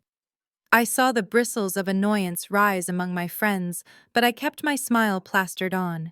I accepted a plate of food I had no intention of eating, scanning the area. Jamal was manning the grill, looking uncomfortable in an apron that said, "Kiss the cook." He wouldn't meet my eyes. He was probably wondering why I wasn't dead yet, or at least why I wasn't back in a coma. The tension between them was palpable, a vibrating string of frustration that they couldn't cut. The afternoon dragged on with excruciating slowness. Brittany organized games that were borderline humiliating, like guessing my waist measurement with a piece of string. When the string she cut was comically long, twice the size of my actual bump, she laughed the loudest. Oh, I just guessed big because of all the water retention, she chirped. You know how swollen you get. But the main event was the gift opening. Brittany made everyone gather around in a semicircle. She sat on a cooler next to me, acting as the master of ceremonies. We opened the gifts from my friends first. Crystal pacifiers, cashmere blankets, silver rattles from Tiffany's. With every expensive gift I unwrapped, Brittany's smile grew tighter. She tossed the high-end packaging into a trash bag with unnecessary force. Finally, there was only one gift left. It wasn't wrapped. It was covered by a gray tarp in the corner of the patio. Save the best for last, Brittany announced, standing up and strutting over to the tarp. Jamal and I wanted to get you something practical. Something that really speaks to where we are as a family. She whipped the tarp off with a flourish. Underneath stood a stroller. But it wasn't the Up-A-Baby Vista or the Bugaboo I had on my registry. It was a rusted, faded blue stroller that looked like it had been dredged out of a canal from the 1990s. The fabric was stained with mysterious dark splotches. One of the wheels was bent at an odd angle and the handle was wrapped in duct tape. A collective gasp went through the crowd. My friend Chloe actually covered her mouth. The silence was deafening. Brittany beamed, oblivious or perhaps reveling in the shock. I found this at a vintage market. She lied. It clearly came from a dumpster. They don't make them like this anymore. It has character. And I figured, why spend thousands on a new stroller when this one works just fine? She pushed it towards me. It let out a high-pitched metal-on-metal screech that sounded like a dying animal. The front wheel wobbled violently. Besides, she continued, her voice dropping to a register that was sickeningly sweet. With everything the doctor said about the risks and the uncertainty, I thought it was better not to invest in something permanent. You know, just in case. She let the sentence hang there. Just in case the baby dies. Just in case you die. I looked at the stroller. It was a death trap. A tetanus shot waiting to happen. If I put a baby in there, the frame would probably collapse. It was the ultimate symbol of how she viewed my child. Disposable. Temporary. Trash. I looked up at her. She was watching me, her eyes glittering with malice, daring me to make a scene. Daring me to be the ungrateful, snobby, rich sister-in-law who turned her nose up at a gift. I stood up slowly. I walked over to the stroller and ran my hand along the duct-taped handle. I felt the grit of rust under my fingertips. Thank you, Brittany, I said, my voice steady and clear. It is unforgettable. You are right. Old things do carry energy, and this certainly has a lot of history. I turned to the crowd, raising my voice slightly. It is a reminder that we should always cherish what we have, because you never know when things might fall apart. Brittany looked disappointed. She wanted me to cry or scream, but I wasn't done. I need to sit down, I said, feigning a sudden wave of dizziness. The excitement is a bit much. I sat back down on the metal chair, but this time I positioned myself closer to the main serving table where Brittany had set up her station. Her phone, her keys, and her purse were sitting right there on the plastic tablecloth. Can I get some water? I asked, looking at Jamal. While Jamal turned to the cooler and Brittany was busy basking in her cruelty, looking at the horrified faces of my friends with triumph, I made my move. I reached into my clutch for a tissue, and with it I palmed a small black disc.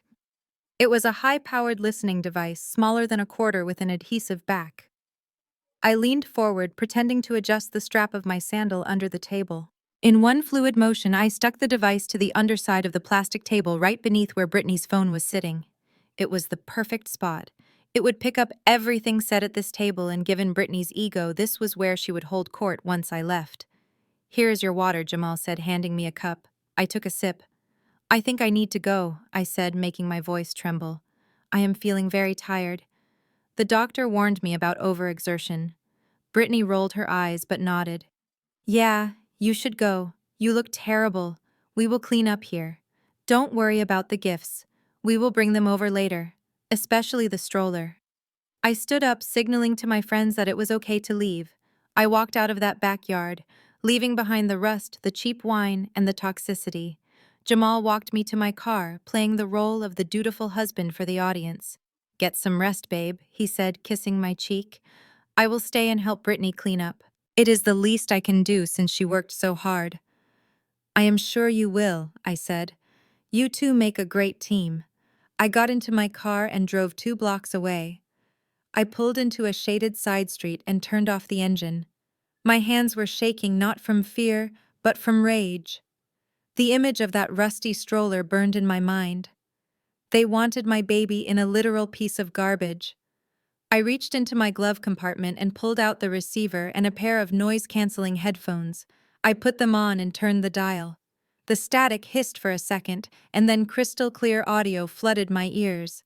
I heard the sound of plastic crunching, likely them clearing the plates. I heard Brittany's laugh. It was loud and uninhibited now that I was gone. "Did you see her face?"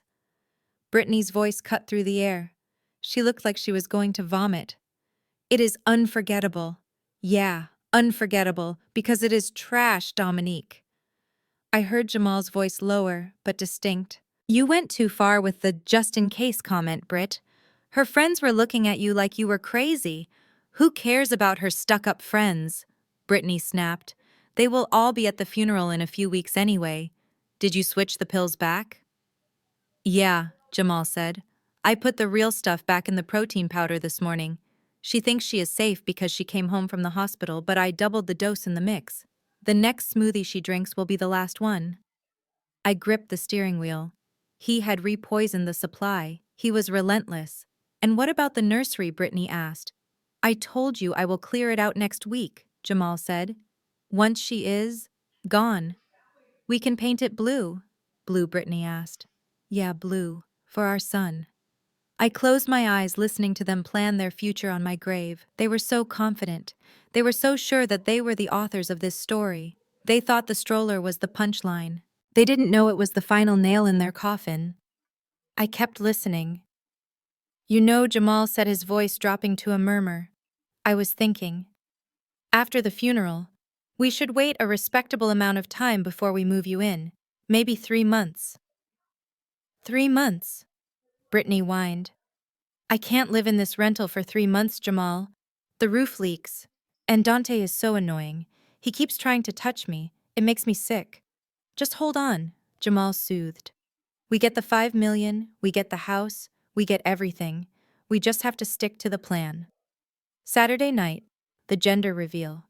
"What about it?" "That is when we announce it," Jamal said. Not the gender. We announce that you are moving in to help me with the baby. We plant the seed. So when you stay, nobody questions it. They were going to use my own party to soft launch their relationship. The audacity was breathtaking. I hit the record button on the receiver, ensuring every word was saved to the cloud. I had enough. I had the murder weapon, the motive, the conspiracy, and now the confession of the timeline. I took off the headphones. The silence in the car was heavy. I looked at myself in the rearview mirror. I didn't see a victim. I saw a demolition expert. They wanted to paint the nursery blue fine. I would give them something blue. I would give them the blue lights of a police cruiser. I put the car in drive. I was going home. I had a protein powder tub to secure for evidence, and I had a gender reveal party to finalize. I decided right then and there that I wouldn't just play a video at the party. I would make a speech. I would toast to the happy couple. And then I would burn their world to the ground. The engine of my car was running a low hum that barely masked the thumping of my own heart as I sat parked 2 streets away from the house that was currently hosting a celebration of my demise. I adjusted the volume on the receiver, pressing the headphones tighter against my ears until the world outside ceased to exist. All that remained was the static hiss of the connection and the voices of the 2 people I had trusted most in this world. The audio quality from the bug I had planted under the table was terrifyingly clear. I could hear the aggressive crunch of plastic trash bags being snapped open. I could hear the clatter of silverware being tossed carelessly into a bin. But mostly I could hear the smug, self-satisfied tone of Brittany's voice as she dismantled the last shreds of my dignity. God, did you see her face when I pulled the tarp off that stroller? Brittany laughed, the sound sharp and grating. She looked like she was going to throw up right there on the grass. I told you she was a snob, Jamal. She would rather let the kid walk than put it in something that isn't brand new. I heard Jamal sigh, the sound of a man who was weary but fully committed to the bit. You have to admit, Britt, the duct tape was a nice touch. Where did you even find that thing? By the dumpsters behind the strip mall, she replied breezily. I wiped off the worst of the grime, but I left the rust. It sends a message, don't you think? It tells her exactly what her place is. Temporary. Discardable. I gripped the steering wheel so hard my knuckles turned white. They were discussing my humiliation like it was an art project. But the conversation shifted quickly from the party to something much darker. Something that made the hair on the back of my arms stand up. I heard the sound of glass shattering followed by a curse from Jamal. Careful, Brittany snapped. Don't cut yourself. We don't need your DNA all over the place. I am fine, Jamal grunted. I just want to get this cleaned up so I can get out of here. Dante is going to be back from his beer run any minute. Speaking of Dante, Brittany's voice dropped, becoming low and venomous. I can't do this anymore, Jamal. I can't keep playing house with him. Every time he touches me, I want to scream. Last night he tried to feel the baby kick, and I almost slapped his hand away. He has these rough, calloused hands, and he just kept saying how excited he is to be a dad. It is repulsive. He is my brother Britt, Jamal said, though there was no defense in his tone, only a mild discomfort. He is a placeholder, she corrected him sharply, and a bad one at that. He can barely pay the rent on this dump. I am tired of pretending to be poor Jamal. I am tired of clipping coupons while your wife sits in that ivory tower of a brownstone buying art she doesn't even understand. She understands it, Jamal muttered. It is an investment. It is wasted on her, Brittany spat. Everything is wasted on her. She walks around like she is royalty just because she can balance a spreadsheet. But look at us. Look at this baby. There was a pause, a rustling of fabric. I imagined she was pulling his hand to her stomach. This is the only thing that matters, she whispered. Your son. Our son. Not Dante's mistake. Ours. He has your nose, Jamal. I saw it on the 4D ultrasound I hid from Dante. He is going to be strong like you, smart like you, and he deserves to grow up in that house, not in this shack. I felt a wave of nausea roll over me. She had just confirmed it. Explicitly. Undeniably. The baby she was carrying, the nephew I was supposed to love, was my husband's child. My brother-in-law was living a lie, raising a child that wasn't his, while his wife plotted to steal his brother's fortune. "We are close, baby," Jamal said, his voice softening. "We are so close." "Not close enough." Brittany snapped, her mood swinging instantly back to aggression. "The poison is taking too long. You said the double dose would work today. You said she would be bleeding by the time the cake was cut. But she walked out of here fine. She even looked better." "She is faking it," Jamal insisted. "I saw her eyes. She is weak. The doctor said the toxicity is building up." "I don't trust the doctor, and I don't trust the pills," Brittany interrupted. "We need a guarantee. I am starting to show, Jamal. Really show. I can't wear these tent dresses forever. If Dante figures it out before she is gone, everything falls apart. We need to accelerate the timeline." "Accelerate how?" Jamal asked. "I can't just shoot her. That is too messy. The police would look at me first." "Accidents happen all the time," Brittany said, her voice devoid of any emotion. "Especially to clumsy pregnant women who are already prone to dizzy spells. Remember the fainting act she pulled? She has a history now. It is documented." I held my breath. I knew what was coming. I had sensed it, but hearing them speak it into existence was a different kind of horror. "Next week," Brittany said. "Tuesday. You have that charity gala at the museum, right? The one she insists on going to every year to show off her donation status." "Yeah," Jamal said slowly. "She already bought the tickets." "Perfect," Brittany said. "The grand staircase at the museum. It is marble, steep, and she will be wearing heels because she is too vain to wear flats. All it takes is a little nudge, Jamal. A crowded room, a moment of distraction, a sudden dizzy spell, and she takes a tumble." Jamal was silent for a moment. "That is risky. There will be cameras. There are blind spots," Brittany countered instantly. "I looked up the floor plan online, the landing between the second and third floor near the abstract exhibit. There is no coverage there. You just have to guide her there. Tell her you want to show her a painting. And then—" "Oops. Oops," Jamal repeated. A chill ran down my spine. He wasn't horrified. He was considering it. It would solve everything, Brittany pressed. The fall would definitely kill the baby. And with her blood pressure issues, it would probably cause a stroke or a massive hemorrhage on impact. "It is clean. It is tragic. And you will be the devastated husband weeping over her broken body." I closed my eyes, visualizing the museum staircase. I knew exactly the spot she was talking about. I had stood there many times admiring the architecture. Now it was being drafted as my murder scene. "I can do it," Jamal said finally. His voice was steady. "Tuesday." "Good," Brittany said. "Because I am done waiting. I am done sharing you. And I am done with her." There was a pause and then the sound of Brittany letting out a frustrated breath. "You know what I hate the most about her?" she asked, and I could hear the sneer in her voice. "It isn't even the money. It is the arrogance. She thinks she earned it. She thinks she is special because she clawed her way out of the neighborhood and got a fancy degree. But she is nothing. She is just a cash cow, Jamal, a stupid black cash cow that we have been milking for 5 years." The slur hung in the air, heavy and ugly. It wasn't just a racial insult, it was a reduction of my entire existence. To them, I wasn't a human being.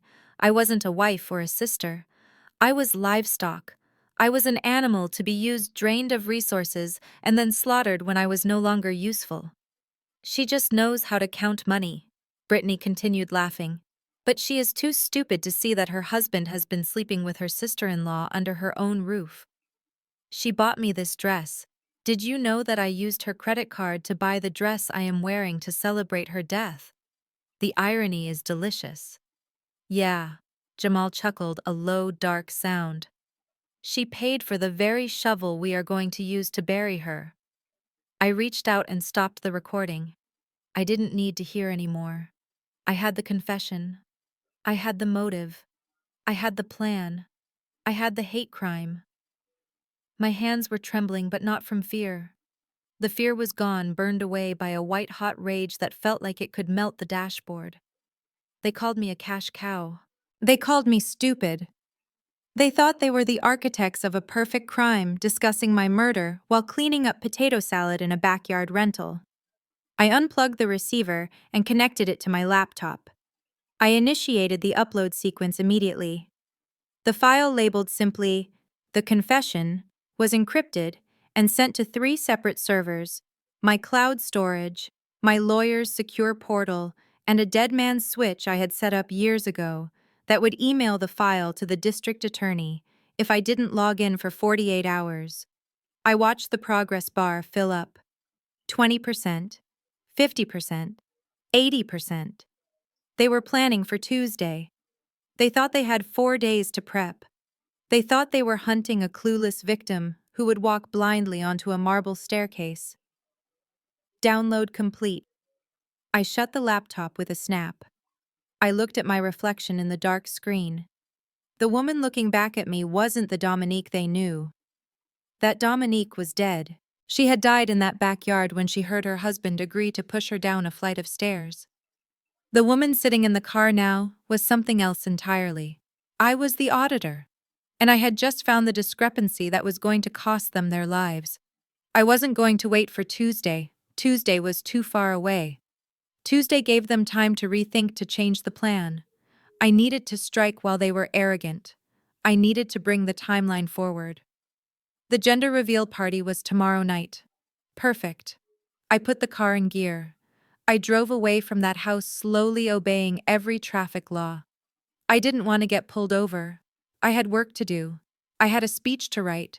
I had a video editor to hire to splice together the footage from the kitchen, the audio from the backyard, and the screenshots of their texts. As I merged onto the highway heading back to the city, I let out a scream.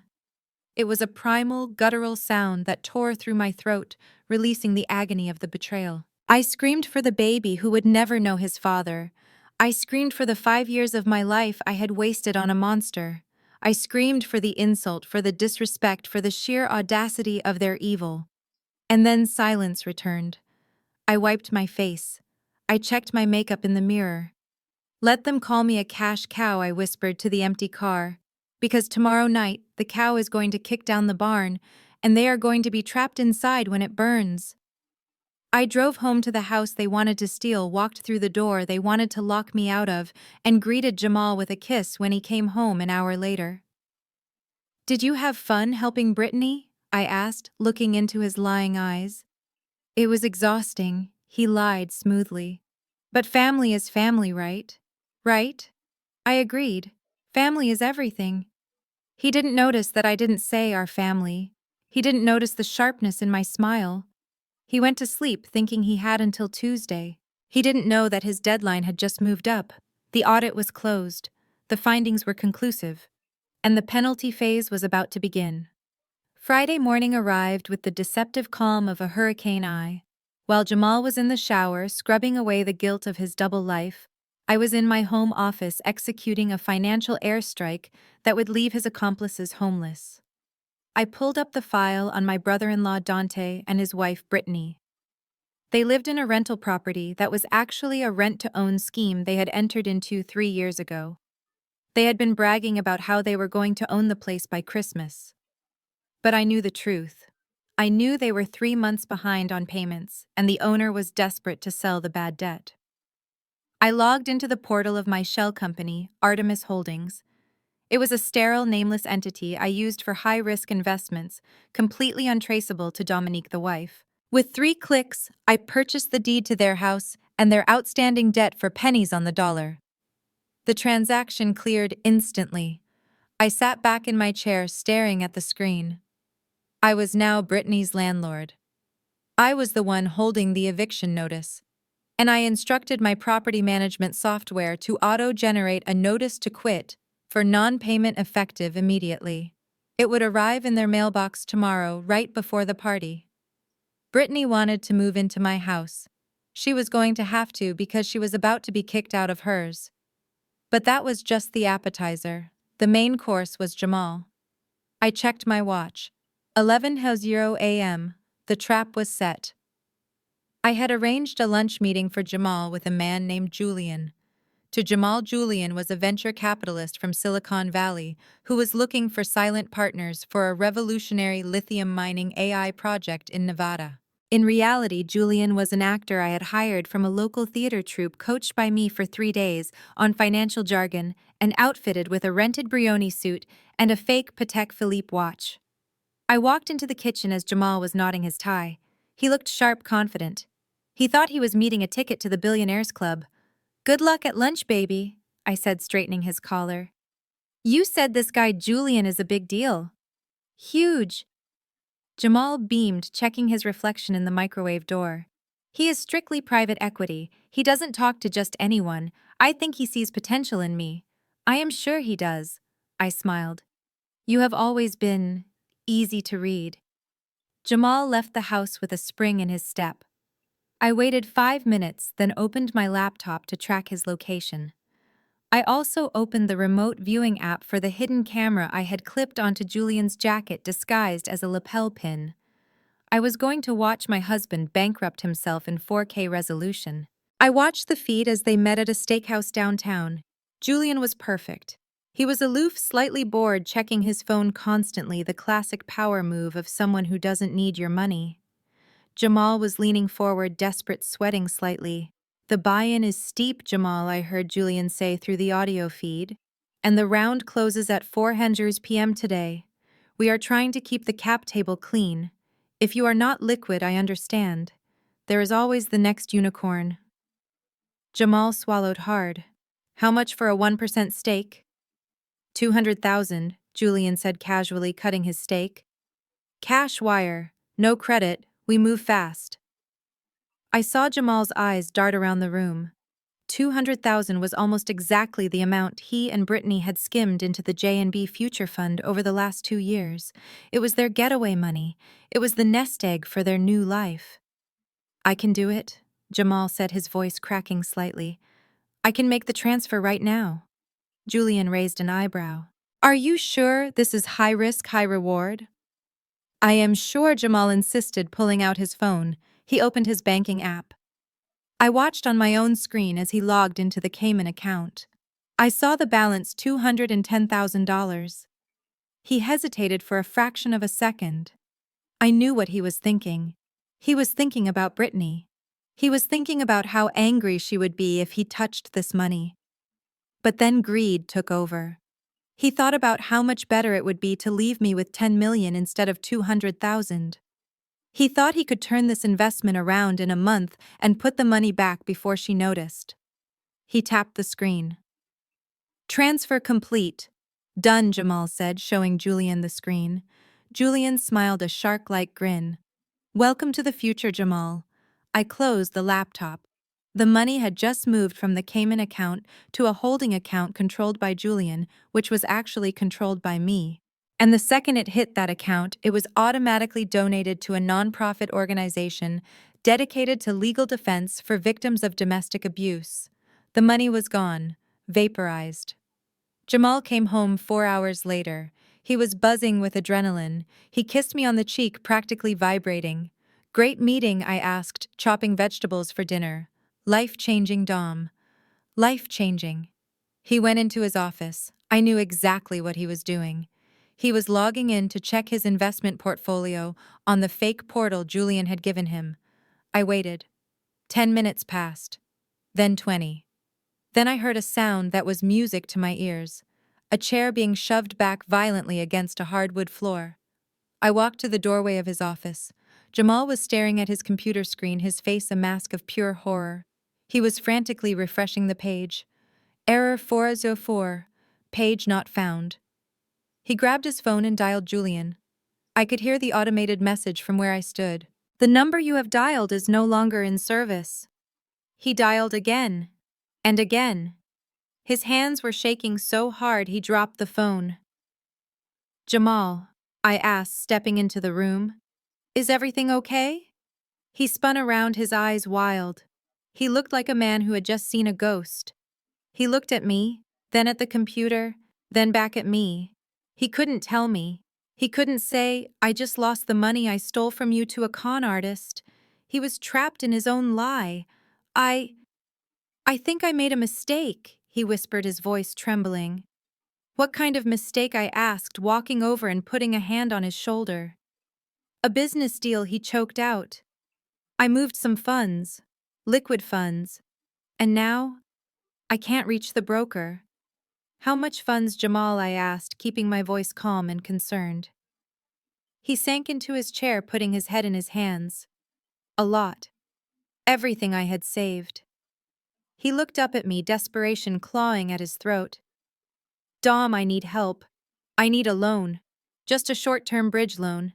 50,000, no, 100,000, just to cover some margin calls until this gets sorted. He was asking me to bail him out. He wanted me to replace the money he stole from me so he could pretend it never happened.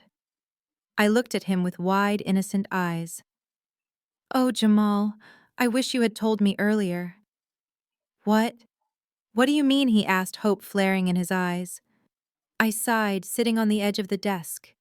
You know how you are always telling me to be more charitable, to think about your legacy. Yeah, he urged. Well, after the hospital scare, seeing the white light, it changed me, Jamal. I realized I was holding on to too much cash. It felt heavy. So this afternoon, while you were at lunch, I liquidated our savings account. His jaw dropped. You what? I donated it, I said, smiling beatifically. To the St. Jude Children's Research Hospital and the local orphanage. All of it. $250,000. Jamal made a sound like a dying animal. A high-pitched wheeze escaped his throat. You gave away all our cash. Not all of it, I reassured him. I kept enough for the gender reveal party tomorrow, but the rest gone. It felt so good, Jamal. I did it in your name. You should be receiving a thank you plaque in 6 to 8 weeks. He stared at me, his face turning a sickly shade of gray. He was broke. He had drained his secret fund and I had drained the marital fund. He had zero liquidity. He couldn't pay Brittany's rent. He couldn't pay the hitman he was probably thinking of hiring. He couldn't even pay for a lawyer. Why would you do that without asking me? He whispered, tears of rage and panic filling his eyes. Because we are partners, I said, stroking his cheek. And I know your heart, Jamal. I know you care about children more than money. Isn't that what you always tell me? He couldn't answer. He just sat there shaking. He was drowning, and I was pouring water into the boat.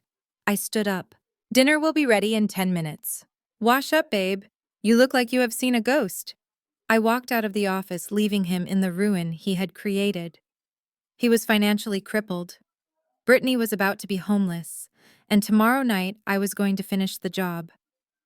I went back to the kitchen and stirred the pot. The aroma of victory was sweeter than any meal I had ever cooked. I pulled out my phone and sent a text to the video editor I had hired. Add the footage from the restaurant to the final cut. I want the moment he hits transfer to be in slow motion. I put the phone down. Jamal didn't come out for dinner. I ate alone, savoring every bite. The financial ruin was complete. Now all that was left was the public execution. Saturday night arrived, draped in the deceptive glamour of a high society gala. I had rented the grand ballroom at the Peninsula, a venue that screamed old money and permanence. Crystal chandeliers the size of small cars hung from the gold leaf ceiling, casting a warm, expensive glow over the hundreds of white roses I had commissioned for the centerpieces. I wanted this night to be perfect. I wanted it to be etched into the memory of every single person in attendance, not as a celebration of life, but as the scene of a magnificent execution. I stood in the center of the empty ballroom for a moment before the doors opened, taking in the silence. In a few hours, this room would be filled with the screams of a shattered family, but for now, it was just me and the stage. I was not wearing maternity pastels tonight. I was not wearing the soft blues or pinks that society expects from a mother to be. I was wearing red, a deep blood-red silk gown that hugged my curves and trailed behind me like a river of fire. It was a statement piece. It was war paint. I had paired it with the diamond earrings Jamal had given me on our first anniversary, a reminder of the man he used to pretend to be. The guests began to arrive at 7 o'clock sharp. I greeted them at the top of the grand staircase, standing alone, a queen holding court. My friends, the ones who had witnessed the rusty stroller incident, arrived first. They looked at me with a mixture of concern and anticipation. They knew something was coming, though they didn't know the specifics. Dr. Stevens was there, looking regal in navy blue, giving me a subtle nod as she took a glass of champagne. She was my medic on the sidelines, ready to step in if the stress became too physical. But tonight, I felt invincible. Then, the guests of honor began to trickle in. First, it was Brittany's parents, Mr. and Mrs. Henderson. They were stiff, conservative people who drove in from the affluent suburbs of Naperville. They were the kind of people who cared deeply about appearances, church attendance, and moral standing. They had never really liked me, finding my career too aggressive and my background too urban, but they tolerated me because I was wealthy. I greeted them with a warm, predatory smile. "Mr. and Mrs. Henderson, thank you for coming," I said, taking Mrs. Henderson's cold hand. "Dominique, you look striking," Mrs. Henderson said, eyeing my red dress with thinly veiled disapproval. "A bit bold for a baby shower, isn't it?" "It is a gender reveal, Margaret," I corrected her gently. "And tonight is all about revealing the truth. Boldness is required." They moved into the ballroom looking uncomfortable. Perfect. Then came Dante. My brother-in-law looked exhausted. He was wearing a suit that had seen better days, fraying slightly at the cuffs. He held a gift bag tightly against his chest, looking around the opulent room with wide, nervous eyes. He loved Brittany so much it hurt to look at him. He worked double shifts to pay for her lifestyle, to pay for the rental house she hated, and he had no idea that his wife was currently pregnant with his brother's child. "Hey, Dom," he said, giving me a genuine hug. "This place is amazing. I can't believe you did all this." "You deserve a good party, Dante," I said, squeezing his shoulder. "You have been working too hard. Tonight I want you to relax. I want you to see exactly what you have been working for." He smiled, oblivious to the double meaning. Finally, they arrived, the stars of my show. Jamal and Brittany walked in together, though they put a few feet of distance between them as they approached me. Jamal was wearing his tuxedo, trying to project the image of the successful entrepreneur, but I knew better. I looked at the tension in his jaw, the way his eyes darted around the room, scanning for the exits. He was a man walking on a tightrope over a pit of alligators. He was broke, he was desperate, and he was terrified that his fake investor Julian would somehow show up or call. Brittany was wearing a long, shimmering silver dress that was far too tight for a woman trying to hide a pregnancy. She looked radiant with greed. She walked with a swagger, her eyes devouring the luxury of the room. She was practically mentally redecorating the venue. "Hey, baby," Jamal said, leaning in to kiss my cheek. His lips were cold. "You look incredible. That red, it is intense." "I thought it fit the mood," I said, stepping back so his touch wouldn't linger. "Passion, danger, love. All the big emotions, right?" "Right?" He laughed nervously. He looked past me at the crowd. "Everyone is here. Even my old partners. I invited everyone, Jamal. Your investors, your frat brothers, the board members of the charity. I wanted everyone to witness this chapter of our lives." Brittany stepped forward, looking me up and down. "You really went all out, Dom. Spending the last of the family money on a party?" I smiled at her. "It is an investment, Brittany. Memories are priceless. Besides, I wanted to make sure the baby had a proper introduction to the world. No rusty strollers tonight." She narrowed her eyes, but she couldn't snap back with her parents standing 10 feet away. We mingled for an hour. I moved through the room like a ghost, listening to snippets of conversation. I heard Jamal trying to network with a real estate developer, pitching a deal that I knew he didn't have the capital to back. I heard Brittany bragging to her mother about how she was helping me manage the household because I was so frail. "She is practically an invalid, Mom," I heard Brittany whisper. I am basically raising this baby for her already. I took a sip of sparkling water, letting the rage fuel me. They were so confident. They truly believed they had won. They thought this party was my surrender, my final act of spending before the tragic accident on Tuesday. At 8:30, the lights dimmed. A spotlight hit the center stage where a massive screen had been set up. The music lowered to a dramatic drum roll. It was time. I walked to the microphone stand in the center of the stage. The red dress caught the light, making me look like I was burning. The room fell silent. Hundreds of eyes turned to me. I saw Jamal and Brittany standing in the front row, right next to Dante and the Hendersons. They were holding champagne flutes, smiling, ready to applaud for blue or pink. "Thank you all for coming," I began, my voice echoing through the massive hall. My voice was steady, calm, and commanding. "Tonight is a very special night. Most people think a gender reveal is just about blue or pink. It is about boys or girls. But I think it should be about more than that. It should be about legacy. It should be about DNA. It should be about the truth." I paused, letting the word truth hang in the air. I saw Jamal shift his weight. He loosened his bow tie slightly. "When I found out I was pregnant, I was overjoyed," I continued. "I thought about the future. I thought about the values I wanted to pass down: honesty, loyalty, integrity." I looked directly at Jamal. But sometimes life gives us a different kind of reveal. Sometimes we find out that the people closest to us aren't who they say they are. Sometimes we find out that the family we trust is actually the enemy at the gate. A murmur went through the crowd. This wasn't the standard happy speech. The tension in the room spiked. I walked to the edge of the stage, looking down at the front row. My husband Jamal has always been a man of big dreams. He dreams of wealth. He dreams of status. He dreams of a life where he doesn't have to work, where everything is handed to him. And my sister-in-law Brittany, well, she dreams of those things too. Brittany's smile faltered. She glanced at her parents, who were frowning. They dreamed so big, in fact, that they decided my dreams didn't matter anymore. They decided that my life didn't matter anymore. Jamal took a step forward, his face pale. "Dom, what are you doing? Are you feeling dizzy? Do you need to sit down?"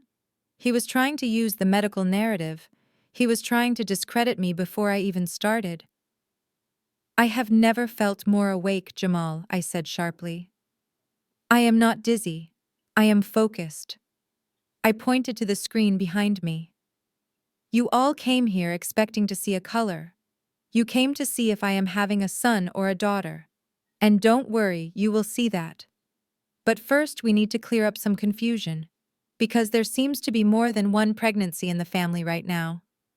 The room gasped. Brittany dropped her champagne flute. It shattered on the marble floor, the sound ringing out like a gunshot. Dante looked at his wife, confusion washing over his face. "Brittany," he asked, "what is she talking about?" Brittany was frozen. She stared at me with pure hatred, her mouth opening and closing like a fish. I signaled to the tech booth. "Roll the tape." The massive screen behind me flickered to life, but it wasn't a cute animation of storks or teddy bears. It was a high-definition video feed. The first image was from the hidden camera in my kitchen. It was stamped with a date from 2 weeks ago. It showed Jamal standing at the kitchen island. He looked over his shoulder, checking to see if I was coming. Then he reached into the cabinet. The audience watched in silence as he pulled out the small, unmarked pill bottle. They watched him pour the white powder into the blender. They watched the concentration on his face as he mixed the poison that was meant to kill me. A collective gasp ripped through the room. That is vitamins," Jamal shouted, pointing at the screen, sweat pouring down his face. "I was making her vitamins. She is twisting this." "Is she?" I asked into the mic. The video cut. The next scene was the interior of a car. It was the footage I had reconstructed from the audio recording in the backyard, overlaid with the text of their conversation, scrolling on the screen like subtitles in a horror movie. Brittany's voice. The poison is taking too long. You said the double dose would work today. Jamal's voice. She is faking it. The doctor said the toxicity is building up. Brittany's voice. I can't wait until Tuesday. Push her down the stairs at the museum. It needs to look like an accident. The silence in the ballroom was absolute. It was the silence of a tomb. Mr. Henderson, Brittany's father, stood up. His face was purple with rage. He looked at his daughter. Brittany was shaking her head frantically, tears streaming down her face. Dad, no, it is AI. She faked it. She used a computer to make our voices. She is crazy. But the video wasn't done. The screen changed again. This time it was a series of screenshots, the chat logs, the text messages. Jamal, I measured the office. It will make a perfect nursery for our son. Brittany. I can't wait to move in. I hate Dante. I hate being poor. Jamal. Just wait until the funeral. We get the 5 million. We get the house. And then the final blow. The paternity test I had run using the DNA from the glass Brittany drank from at the baby shower. I had rushed the results. The document appeared on the screen magnified 10 times. Prenatal paternity test. Mother. Brittany Jenkins alleged. Father Jamal Jenkins. Probability of paternity. 99.9%. Dante let out a sound that I will never forget. It was a howl of pure heartbreak.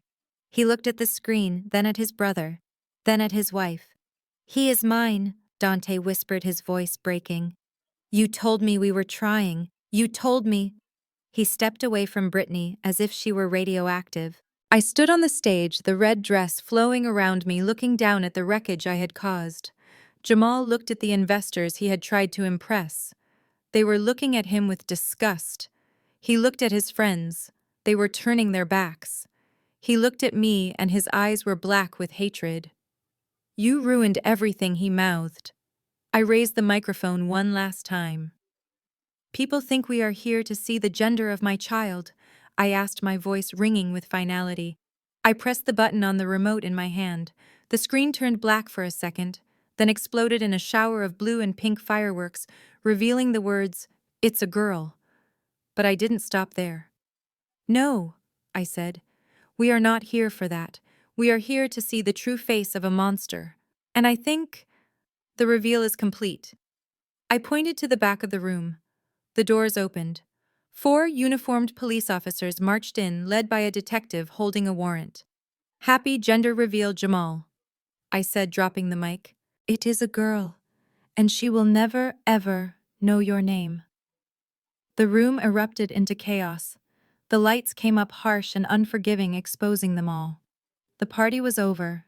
The nightmare had just begun. The room was in a state of suspended animation, the kind of silence that precedes a tsunami.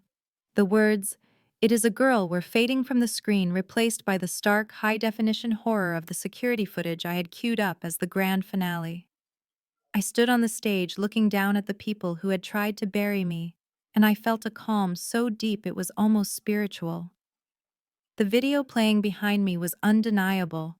It showed Jamal in the kitchen, not fuzzy or grainy, but crystal clear in 4K resolution. The camera zoomed in on his hands, the same hands that had held mine at the altar as they carefully opened the small, unmarked vial. The audience watched him pour the white powder into the blender, his face twisted in a mask of concentration that I used to mistake for dedication.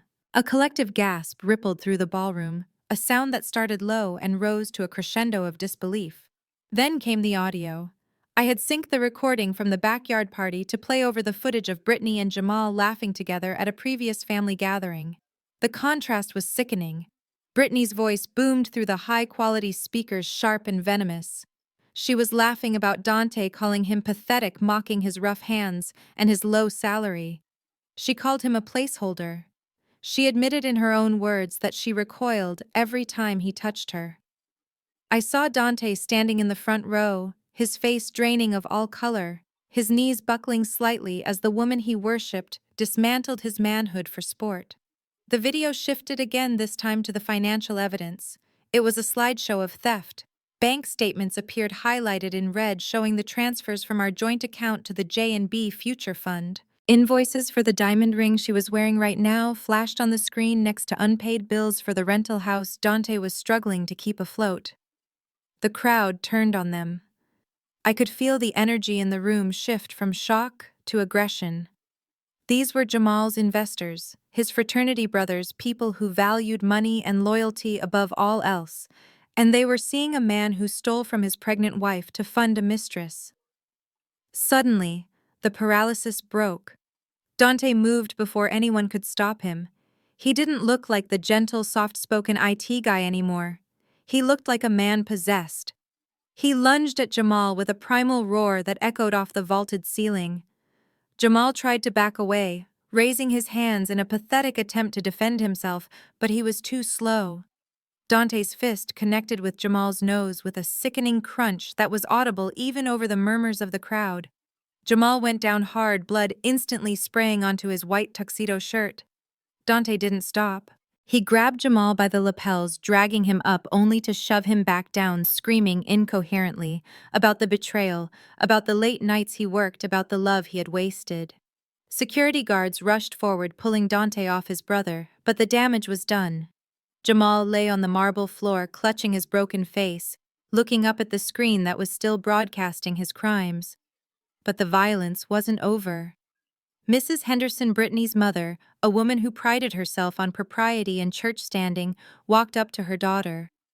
Brittany was standing, frozen, tears streaming down her face, murmuring that it wasn't true, that it was all fake. Mrs. Henderson didn't say a word. She pulled her arm back and delivered a slap across Brittany's face that sounded like a pistol shot. It was a strike fueled by decades of repressed disappointment and the sudden public humiliation of her family name. Brittany stumbled back, clutching her cheek, looking at her mother with wide, terrified eyes. "You are no daughter of mine," Mrs. Henderson spat, her voice trembling with rage. "You are a disgrace. Do not look at me. Do not speak to me." I watched it all from my perch on the stage, the red silk of my dress flowing around me like the robes of a judge. I tapped the microphone, drawing the attention back to me. The room fell silent again, the only sounds being Jamal's groans and Brittany's sobbing. "There is one last thing," I said, my voice cutting through the tension. "We have established that Jamal is a thief. We have established that Brittany is a liar. But there is one more truth that needs to be told tonight." I clicked the remote one final time. The screen changed to the DNA test results I had received earlier that day. The font was large, bold, and unforgiving. Prenatal paternity test subject: unborn child of Brittany Jenkins. Biological father: Jamal Jenkins. Probability 99.9%. The gasp from the crowd this time was different. It was a sound of pure scandal. Dante looked at the screen and the fight went out of him completely. He slumped into the arms of a security guard, weeping openly. The betrayal was absolute. The child he had been excited for, the nursery he had scraped pennies to build, was a lie. Brittany shrieked. It was a high, keen sound of a trapped animal. She looked around for an exit, but the crowd had formed a tight circle blocking her path. She was trapped in the center of her own wreckage. That is when the double doors at the back of the ballroom swung open with a heavy thud. 4 police officers marched in, their expressions grim and purposeful. They were led by Detective Miller, a man I had been meeting with secretly for the past 3 days. He walked straight through the parting crowd, his eyes fixed on the couple cowering near the stage. "Jamal Jenkins and Brittany Jenkins," he announced, his voice booming without a microphone. "You are under arrest." Jamal tried to scramble backward, blood still dripping from his nose. For what he sputtered: "This is a misunderstanding. My wife is crazy. She set me up. You are under arrest for conspiracy to commit murder." Detective Miller continued, pulling out a pair of handcuffs. "We have the toxicology reports from your wife's blood. We have the physical evidence of the tampered supplements found in your home. And we have the audio confession of your plan to stage a fatal accident at the museum." Brittany tried to run. She actually hiked up her silver dress and tried to dart past her mother, but Mrs. Henderson didn't move an inch to help her. An officer grabbed Brittany's arms, spinning her around. "Get off me!" Brittany screamed, thrashing like a wildcat. It was him. It was all Jamal. He made me do it. He said we needed the money. I didn't want to kill her. I watched as the handcuffs clicked onto Brittany's wrists. She was screaming, blaming the man she claimed to love just seconds ago. Jamal was crying now, pathetic, heaving sobs as he was hauled to his feet. Dominique Jamal yelled, looking up at me on the stage. Dominique, baby, please. Tell them it is a mistake. We can work this out. I love you. Think about our baby. I looked down at him. He looked small. He looked weak. He looked nothing like the man who had terrorized me. I walked down the stairs of the stage, the crowd parting for me as I approached him. I stopped just out of reach, looking him dead in the eye. I am thinking about our baby Jamal. I said, my voice low and lethal. That is why you are going to prison, because I will never let a monster like you near her. Dom, please, he begged, snot and blood mixing on his face. I can explain. It was just talk. I never would have done it. You already did it, I said. You poisoned me. You betrayed your brother. You destroyed your family. And for what? For money you don't even have. I leaned in closer. By the way, Julian isn't an investor. He is an actor. And the money you transferred yesterday? It is gone. I donated it to a women's shelter in your name. You are broke, Jamal. You have no money for a lawyer. You have no house. You have nothing. His eyes went wide with true horror. The realization that he had lost the last of his safety net hit him harder than Dante's fist. Officer, take them away, I said, straightening up and turning my back on him. Wait, Jamal screamed as they dragged him towards the exit. Dominique, does this mean we are over? What about the divorce? I stopped and looked over my shoulder, flashing him a smile that was colder than the grave. Oh, don't worry about the paperwork, Jamal. The petition for divorce was filed this morning. I signed my part. I watched as the heavy doors began to close behind them, framing his desperate face one last time. But you, I said, my voice ringing out in the silent ballroom, you will have to sign yours in a cage. The doors slammed shut. The room was deadly quiet for a heartbeat, and then slowly applause began to build. It started with my friends, then the investors who realized I had saved them from a fraud, and finally even Brittany's parents joined in. It wasn't applause for a performance. It was applause for justice.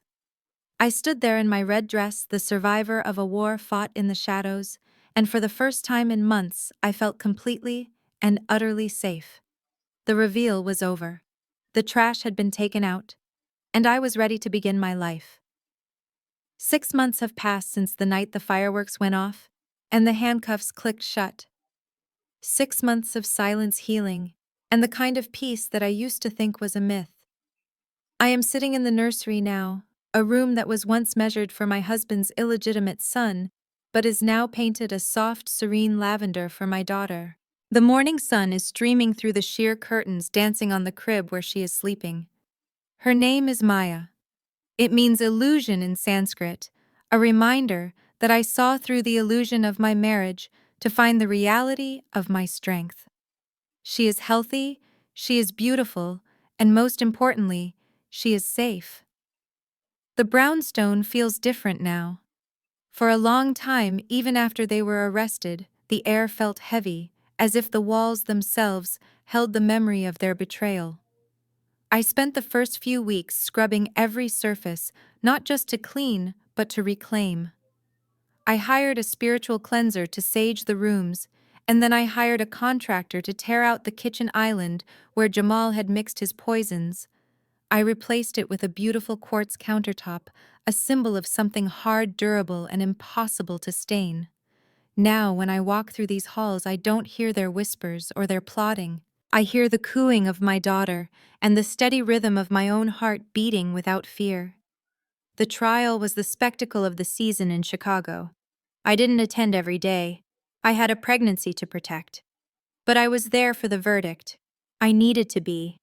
I sat in the front row wearing the same white suit I wore when I graduated with my master's degree in forensic accounting.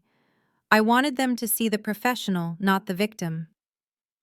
Jamal and Brittany tried to turn on each other, of course. That is what rats do when the ship sinks. They eat their own. Jamal's lawyer tried to paint him as a manipulated husband under the spell of a younger woman. Brittany's lawyer tried to paint her as a victim of Jamal's coercive control.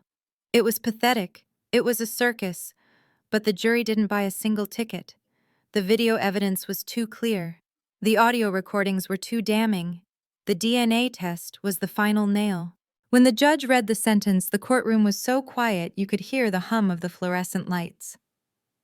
Jamal Jenkins, for the crimes of conspiracy to commit murder in the first-degree insurance fraud and attempted poisoning, you are sentenced to 20 years in a federal penitentiary without the possibility of parole. I watched him collapse. He didn't look at me. He put his head on the table and sobbed a sound that brought me no joy, but a profound sense of closure. Brittany got 15 years. She screamed when they led her away, blaming everyone but herself, still the entitled girl who thought the world owed her a living. Her baby, the son Jamal wanted so desperately, was born in the prison infirmary 2 months ago. He is currently in the custody of the state as Mrs. Henderson refused to take him in. It is a tragedy for that innocent child, but it is a cycle of toxicity that I have removed myself from completely. As for Dante, he didn't stay to see the verdict. The shame was too much for him. He was a good man who fell in love with a mirage. He filed for divorce the day after the party and moved to Arizona a week later. He sent me a letter recently, no return address, just a short note apologizing for not seeing the truth, for letting them use him as a pawn. I don't blame him. We were both blinded by people who knew exactly how to manipulate our desire for family. I hope he finds peace in the desert far away from the wreckage of the Jenkins name. Financially, the audit is finally closed. My team and I spent months unraveling the web of deceit Jamal had spun. We found accounts I didn't know existed, credit cards opened in my name, and loans taken out against future assets. But I am the best in the business for a reason. I tracked every single penny. I petitioned the court for a full restitution order, and because I had frozen the assets immediately after the party, we were able to recover almost everything. The money he tried to hide in the Cayman Islands, the funds he tried to give to the fake investor Julian, it all came back. I took the money he had stolen, every single cent that he and Brittany had earmarked for their new life, and I put it into a trust fund for Maya. It is poetic justice. The resources they tried to kill me for will now ensure that their victim's daughter never has to worry about her future. I also made a substantial donation to the domestic violence shelter, just as I promised Jamal I would. His legacy won't be wealth. It will be the women he unknowingly helped save. I stand up and walk to the window looking out over the Chicago skyline. The city is waking up, bustling with life. I used to think my life was over when Dr. Stevens showed me that blood report. I thought I had lost everything. But looking back, I realize I didn't lose anything. I shed a dead weight. I cut off a gangrenous limb so the rest of the body could survive. I hear Maya stirring in her crib. I walk over and pick her up, holding her close to my chest. She smells like milk and innocence. She looks at me with wide, curious eyes, eyes that see only love, not dollar signs. People ask me if I am bitter. They ask if I will ever trust again.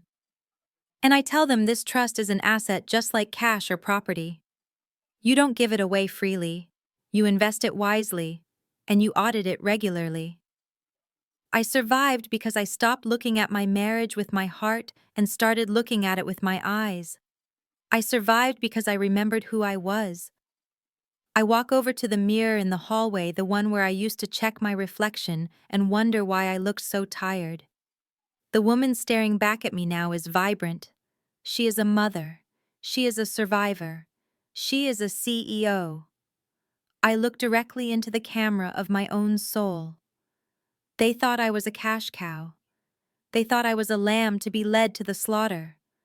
They thought they could erase me and rewrite the ledger of my life with their own greedy ink.